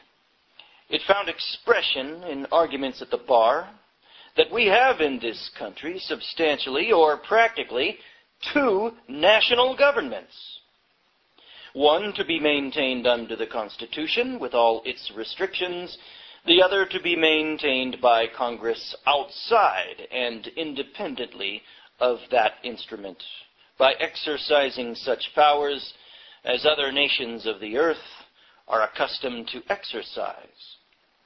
I take leave to say that if the principles thus announced should ever receive the sanction of a majority of this court, a radical and mischievous change in our system of government will be the result. We will, in that event, pass from the era of constitutional liberty, guarded and protected by a written constitution, into an era of legislative absolutism. It will be an evil day for American liberty if the theory of a government outside of the supreme law of the land finds lodgment in our constitutional jurisprudence. No higher duty rests upon this court than to exert its full authority to prevent all violation of the principles of the Constitution." Unquote. That quote from Downs versus Bidwell, 1901. Okay, folks, this has been part 2 of "The United States is Still a British Colony" by James Montgomery. I'm Gordon Comstock. This has been the Ministry of Truth. This is the Ministry of Truth. I'm Gordon Comstock. Time for part 3 of "The United States is Still a British Colony" by James Montgomery. A military flag. And to further confirm and understand the significance of what I have told you in the previous 2 episodes, you need to understand the fringe on the United States flag. Read the following. First, the appearance of our flag is defined in Title 4, Section 1, U.S.C. Quote, "The flag of the United States shall be 13 horizontal stripes, alternate red and white. And the union of the flag shall be 48 stars, white in a blue field." Unquote. Parentheses, my note. Of course, when new states are admitted, new stars are added in parentheses. A footnote was added on page 1113, of the same section, which says, quote, placing of fringe on the national flag, the dimensions of the flag, and arrangement of the stars are matters of detail not controlled by statute, but within the discretion of the President as Commander-in-Chief of the Army and Navy. Unquote. The President, as military commander, can add a yellow fringe to our flag. When would this be done? During a time of war. Why? A flag with a fringe is an ensign, a military flag. Read the following, quote, pursuant to USC Chapter 1, 2, and 3, Executive Order Number 10834, August 21st, 1959, 24 FR 6865. A military flag is a flag that resembles the regular flag of the United States, except that it has a yellow fringe bordered on 3 sides. The President of the United States designates this deviation from the regular flag by executive order and in his capacity as Commander-in-Chief of the Armed Forces, unquote. From the National Encyclopedia, Volume 4, quote, flag, an emblem of a nation, usually made of cloth and flown from a staff. From a military standpoint, flags are of 2 general classes. Those flown from stationary masts over army posts, and those carried by troops in formation. The former are referred to by the general name flags. The latter are called colors when carried by dismounted troops. Colors and standards are more nearly square than flags and are made of silk with a knotted fringe of yellow on 3 sides. ... Use of the flag. The most general and appropriate use of the flag is as a symbol of authority and power, unquote. The following quote is from Bouvier's Law Dictionary, 1914. Quote, the agency of the master is devolved upon him by the law of the flag. The same law that confers his authority ascertains its limits, and the flag at the masthead is notice to all the world of the extent of such power to bind the owners or freighters by his act.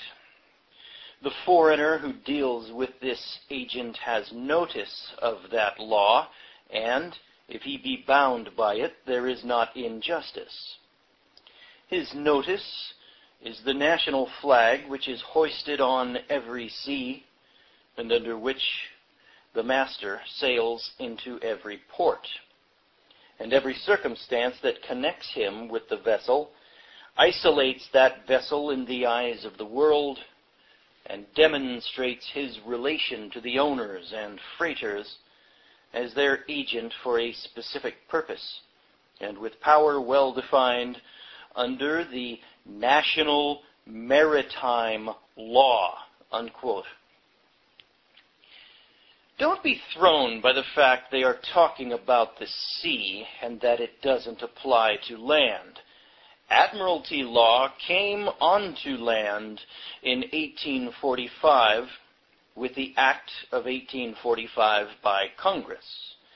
Next, a quote from the court case Roostrat versus People. Quote, pursuant to the law of the flag, a military flag does result in jurisdictional implication when flown. The plaintiff cites the following. Under what is called international law, the law of the flag, a ship owner who sends his vessel into a port gives notice by his flag to all who enter into contracts with the shipmaster that he intends the law of the flag to regulate those contracts with the shipmaster, that he either submit to its operation or not contract with him or his agent at all, unquote. I have had debates with folks that take great issue with what I have said. They dogmatically say the Constitution is the law and the government is outside the law. I wish they were right. But they fail to see or understand that the American people have been conquered, unknowingly, yet conquered all the same. That is why a judge will tell you not to bring the Constitution into his court or a law dictionary, because he is the law, not the Constitution. You have only to read the previous Senate's report on national emergency to understand that the Constitution and our constitutional form of government no longer exists. Further evidence: Social Security. I fail to understand how the American people could have been so dumbed down as to not see that the Social Security system is fraudulent and that it is based on socialism, which is the redistribution of wealth right out of the Communist Manifesto. The Social Security system, first, is fraud. It is insolvent and was never intended to be solvent. It is used for a national identification number and a requirement to receive benefits from the conqueror, i.e. king. The Social Security system is made to look and act like insurance. All insurance is governed by admiralty law, which is the king's way of binding those involved with commerce with him. The following quote is from Helvering versus Davis. Quote, "The Social Security system may be accurately described as a form of social insurance enacted pursuant to Congress's power to spend money in aid of the general welfare," unquote. The following quote is from Federal Judge Story in Delovio versus Boyd from 1815. Quote, "My judgment accordingly is that policies of insurance are within the admiralty and maritime jurisdiction of the United States," unquote. You need to know and understand what contribution means in FICA, the Federal Insurance Contribution Act. Read the following definition. Contribution, from Black's Law Dictionary, 6th edition. The right of one who has discharged a common liability to recover of another also liable. The aliquot portion which he ought to pay or bear. Under principle of contribution, a tortfeasor against whom a judgment is rendered is entitled to recover proportional shares of judgment from other joint tortfeasor whose negligence contributed to the injury and who were also liable to the plaintiff. The share of a loss payable by an insurer when contracts with two or more insurers cover the same loss. The insurer's share of a loss under a coinsurance or similar provision. The sharing of a loss or payment among several. The act of any one or several of a number of co-debtors, co-sureties, etc., in reimbursing one of their number who has paid the whole debt or suffered the whole liability, each to the extent of his proportionate share," unquote.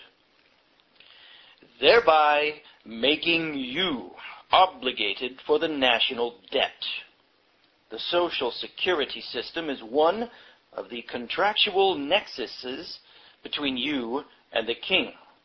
because you are involved in the king's commerce and have asked voluntarily for his protection, you have accomplished the following. You have admitted that you are equally responsible for having caused the national debt, and that you are a wrongdoer, as defined by the above definition. You have admitted to being a 14th Amendment citizen who only has civil rights granted by the king. By being a 14th Amendment citizen, you have agreed that you do not have standing in court to question the national debt. Keep in mind, this is beyond the status of our country and people, which I covered earlier in this paper. We are in this system of law because of the conquest of our country. Congress has transferred its constitutional obligation of coining money to the Federal Reserve, the representatives of the king.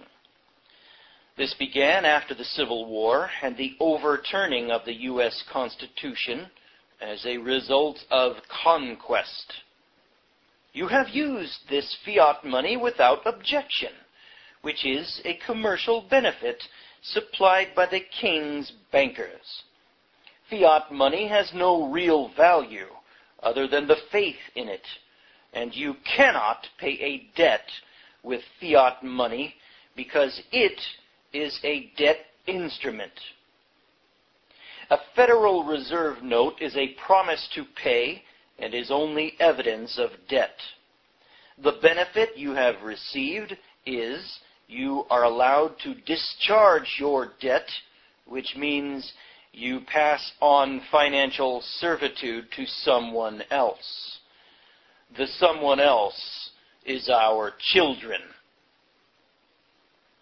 When you go to the grocery store and hand the clerk a $50 Federal Reserve note, you have stolen the groceries and passed $50 of debt to the seller. Americans try to acquire as much of this fiat money as they can. If Americans were aware of this, it wouldn't matter to them because they don't care if the merchandise is stolen as long as it is legal. But what happens if the system fails? Those with the most fiat money or real property, which was obtained with fiat money, will be forfeited to the king. Everything that was obtained with this fiat money reverts back to the king. I will explain in the conclusion of this paper. Because use of his fiat money is a benefit supplied by the king's bankers, it all therefore transfers back to the king. The king's claim to the increase in the country comes from the original charter of 1606. But it is all hidden. Black is white and white is black. Wealth is actually debt and financial slavery. For those that do not have a social security number or think they have rescinded it, you are no better off.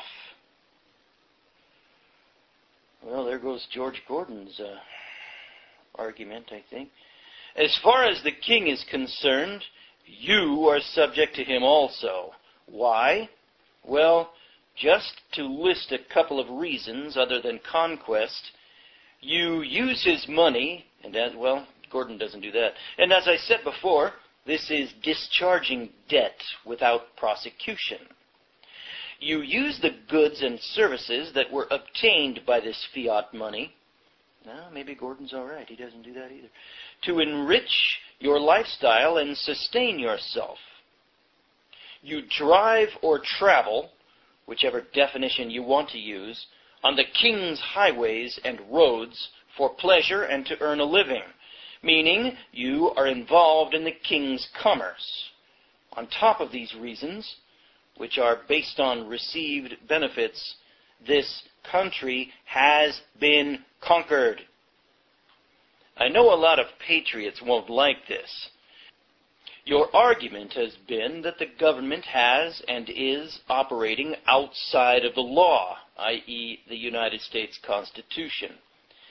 Believe me, I don't like sounding like the devil's advocate, but as far as international law goes, and the laws that govern war between countries, the King or Queen of England rule this country, first by financial servitude, and then by actual conquest and military occupation. The Civil War was the beginning of the conquest, as evidenced by the 14th Amendment. This amendment did several things, as already mentioned. It created the only citizenship available to the conquered and declared that these citizens had no standing in any court to challenge the monetary policies of the new government. Why? So the king would always receive his gain from his commercial venture. The amendment also eliminated your use of the natural rights and gave the conquered civil rights. The conquered are governed by public policy instead of republic of self-government under God Almighty. Your argument that this can't be is frivolous and without merit. The evidence is conclusive. Nothing has changed since before the Revolutionary War. All persons whose activities in king's commerce are such that they fall under this marine-like environment are into an invisible admiralty jurisdiction contract. Admiralty jurisdiction is the king's commerce of the high seas. And if the king is a party to the sea-based commerce, such as by the king having financed your ship, or the ship is carrying the king's guns, then that commerce is properly governed by the special rules applicable to admiralty jurisdiction. But as for that slice of commerce going on out on the high seas without the king as a party, that commerce is called maritime jurisdiction, and so maritime is the private commerce that transpires in a marine environment. At least that distinction between admiralty and maritime is the way things once were, but no more. What Lincoln and Jefferson said about the true American danger was very prophetic. This quote is from Abraham Lincoln. Quote, "All the armies of Europe, Asia, and Africa combined could not, by force, take a drink from the Ohio or make a track on the Blue Ridge in a trial of 1,000 years. At what point, then, is the approach of danger to be expected? I answer, if it ever reach us, it must spring up amongst us. It cannot come from abroad. If destruction be our lot, we ourselves must be its author and finisher." Unquote. The following quote is from Thomas Jefferson. Quote, "Our rulers will become corrupt, our people careless. The time for fixing every essential right on a legal basis is now, while our rulers are honest and ourselves united. From the conclusion of this war, we shall be going downhill. It will not then be necessary to resort every moment to the people for support. They will be forgotten, therefore, and their rights disregarded. They will forget themselves, but in the sole faculty of making money, and will never think of uniting to effect a due respect for their rights. The shackles, therefore, which shall not be knocked off at the conclusion of this war, will remain on us long, will be made heavier and heavier, till our rights shall revive or expire in a convulsion." Unquote.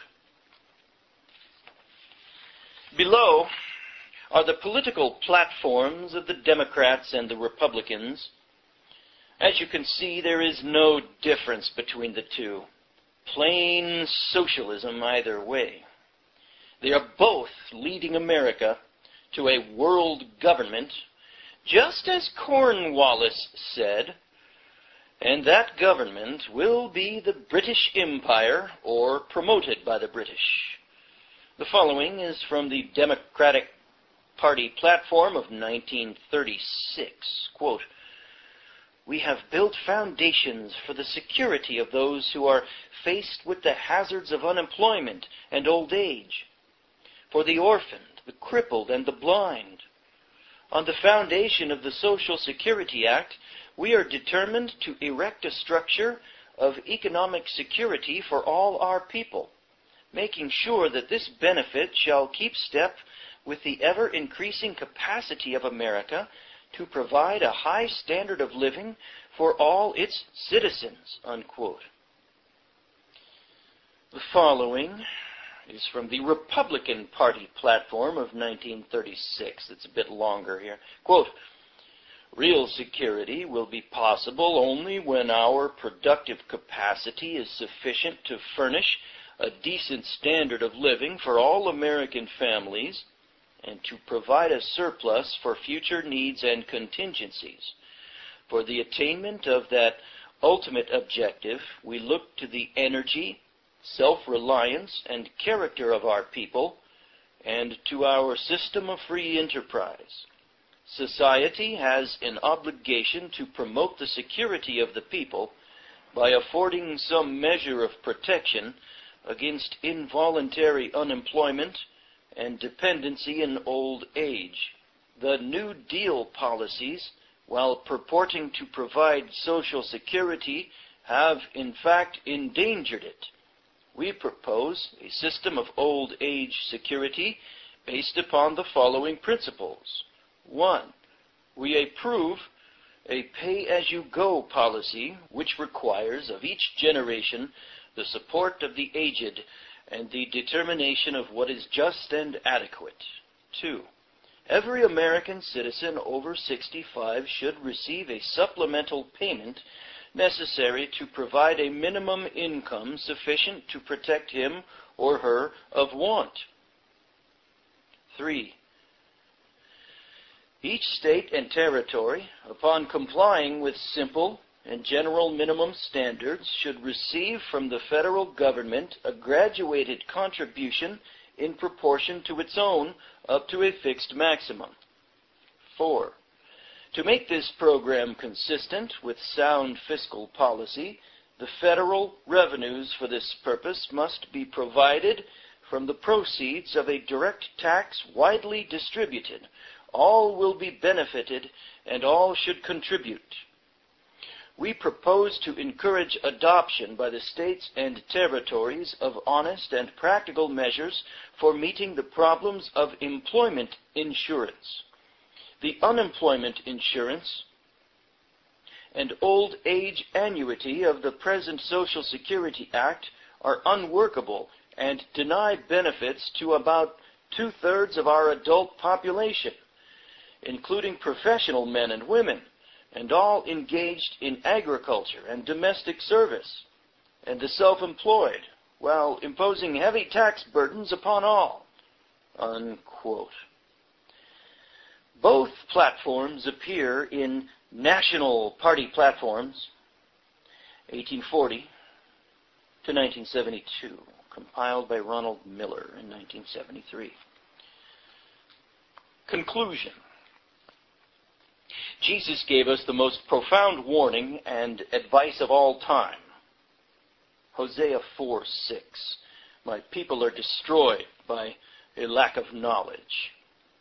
This being our understanding and spiritual development in His Word. When applied to many facets of life, His Word exposes all of life's pitfalls. Jesus Christ's Word covers all aspects of life. The working class during the 1700s were far more educated than now, but this was still not enough to protect them from the secret subterfuge practiced by the lawyers and bankers. Only with understanding of Jesus Christ's Word can the evil application of man's law be exposed and understood for what it is. This is why Jesus also warned of the beguilement of the lawyers and the deceit and deception they practice. Another reason the working class have been unable to understand their enslavement is because of the time spent working for a living. At wages supplied by the upper class, sufficient to live and even prosper, but never enough to attain upper class status. This is basic class warfare. This system is protected by the upper class controlling public education to limit and focus the working class's knowledge to maintain class separation. What does this have to do with this paper? Everything. This is the reason our upper class forefathers submitted to the king in the Treaty of 1783. After this treaty, and up to the Civil War, the working class were busy making this the greatest country in the history of the world.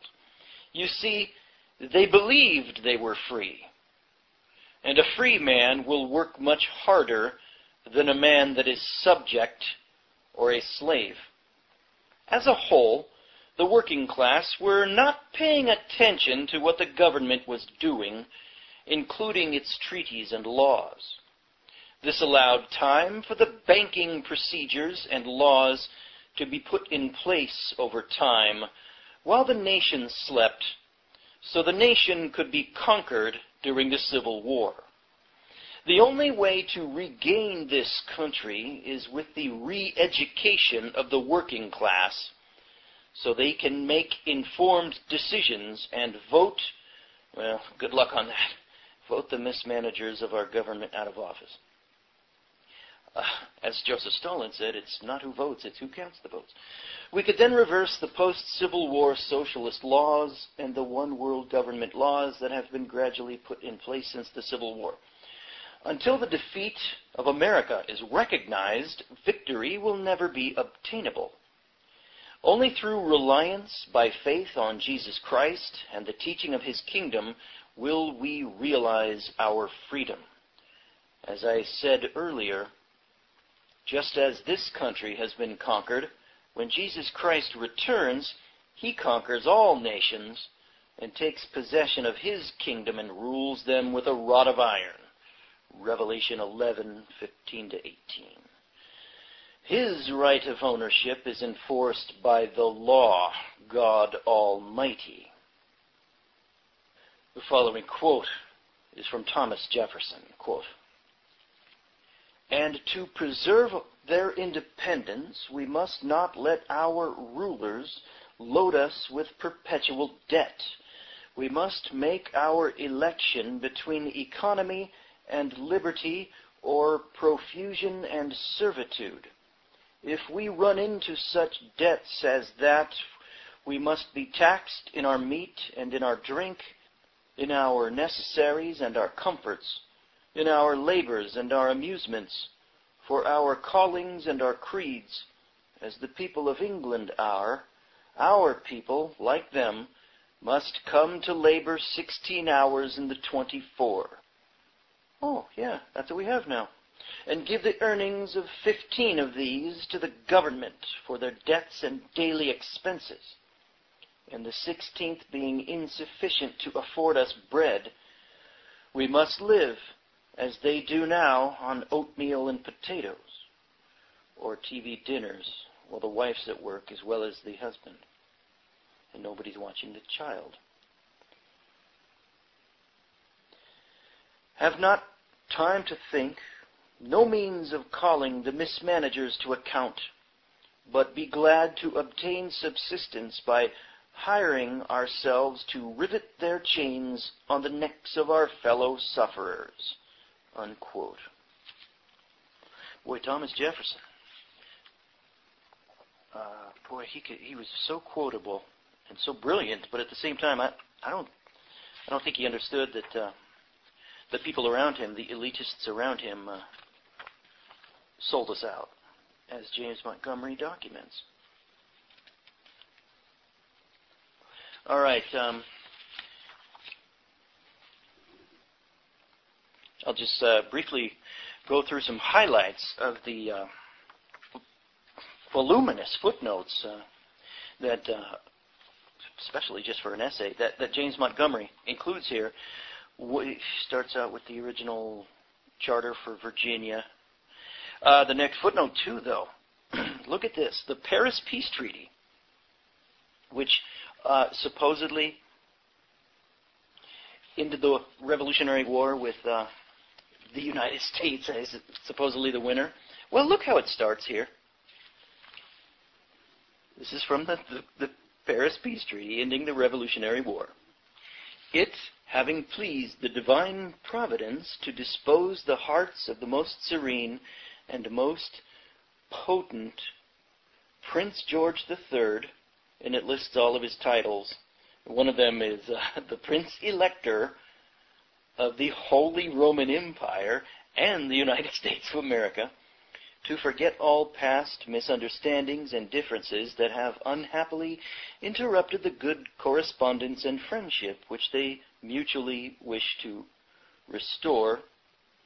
And it lists the fellow, it goes on from there, it lists the fellow co-signers: David Hartley, Esquire; John Adams, Esquire; Benjamin Franklin, Esquire; John Jay, Esquire. Those are all titles of nobility, showing that all four of those men were subject still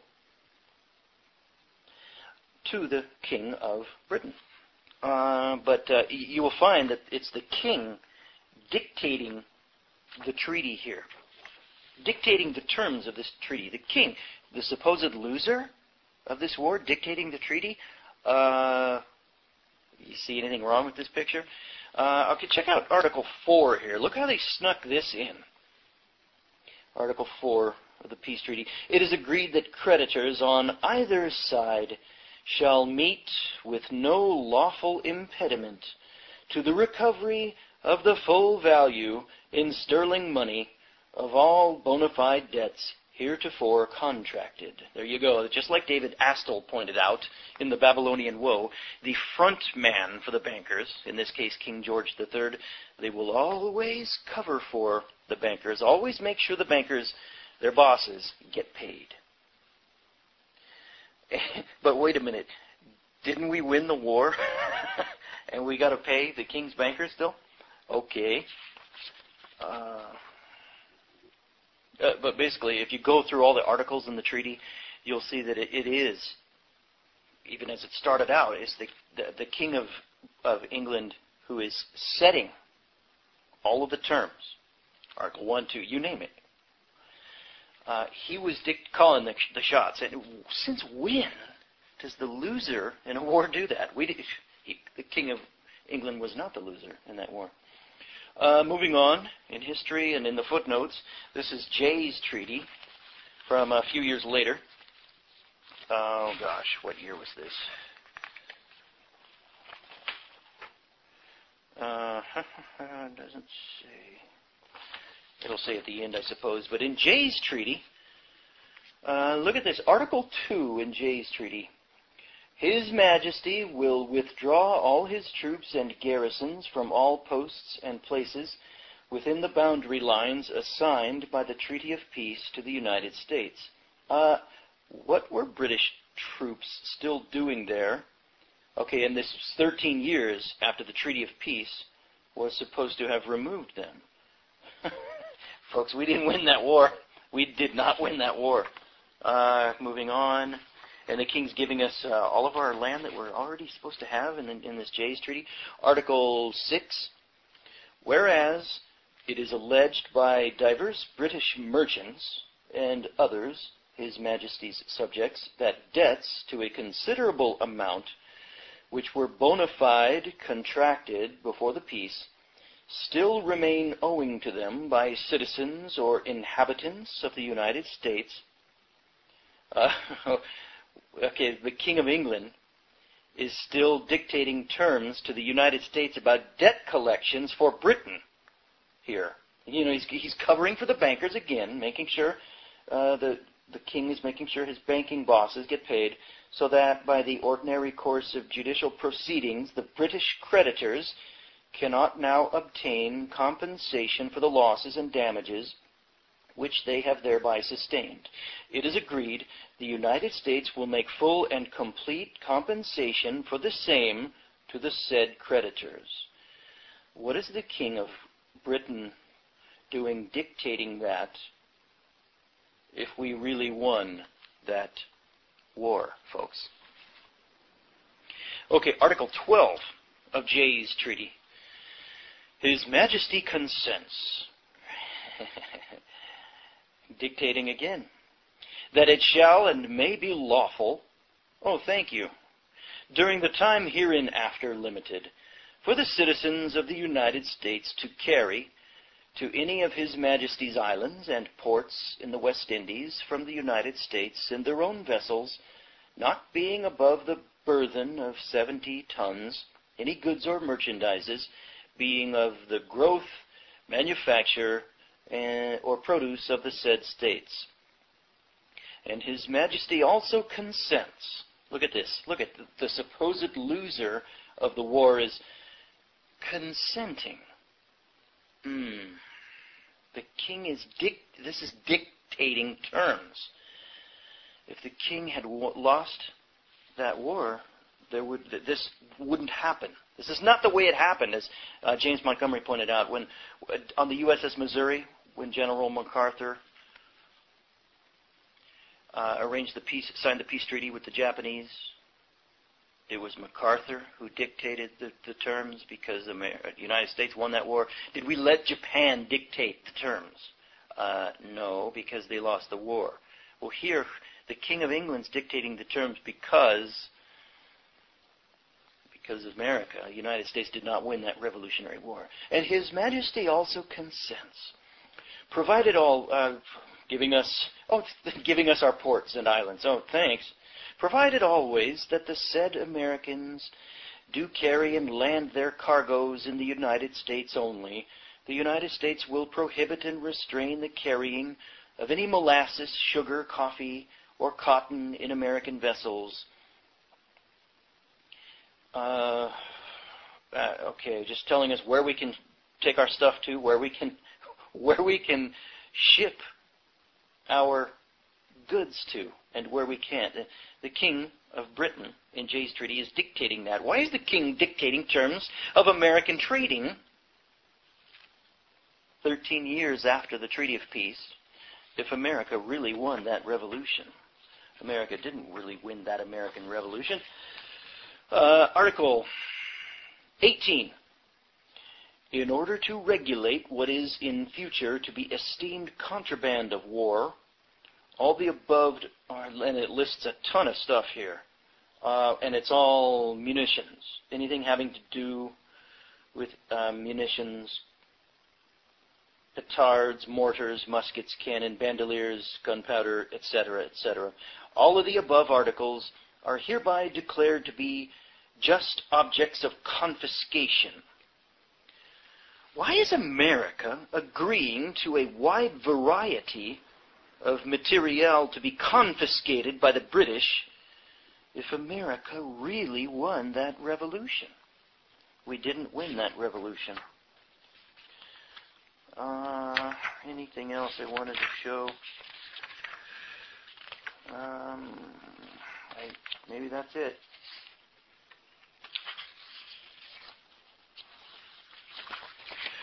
Something else I got highlighted here, and then we'll call it a day.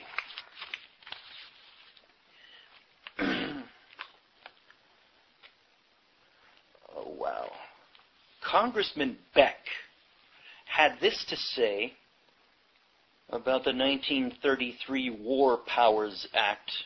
You'll find this under Congressman James Peck in the Congressional Record of 1933. Quote, I think of all the damnable heresies that have ever been suggested in connection with the Constitution, the doctrine of emergency is the worst. It means that when Congress declares an emergency, there is no Constitution. This means it's death.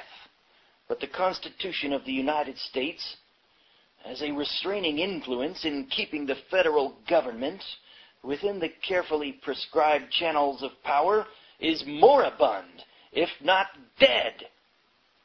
We are witnessing its death agonies, for when this bill becomes a law, if unhappily it becomes law, which it did, there is no longer any workable constitution to keep the Congress within the limits of its constitutional powers, unquote. There you go, folks. A congressman in 1933 declared that if the War Powers Act went through, which it did, he said, the country's dead. It's gone. And we were declared in that act alien enemies. And alien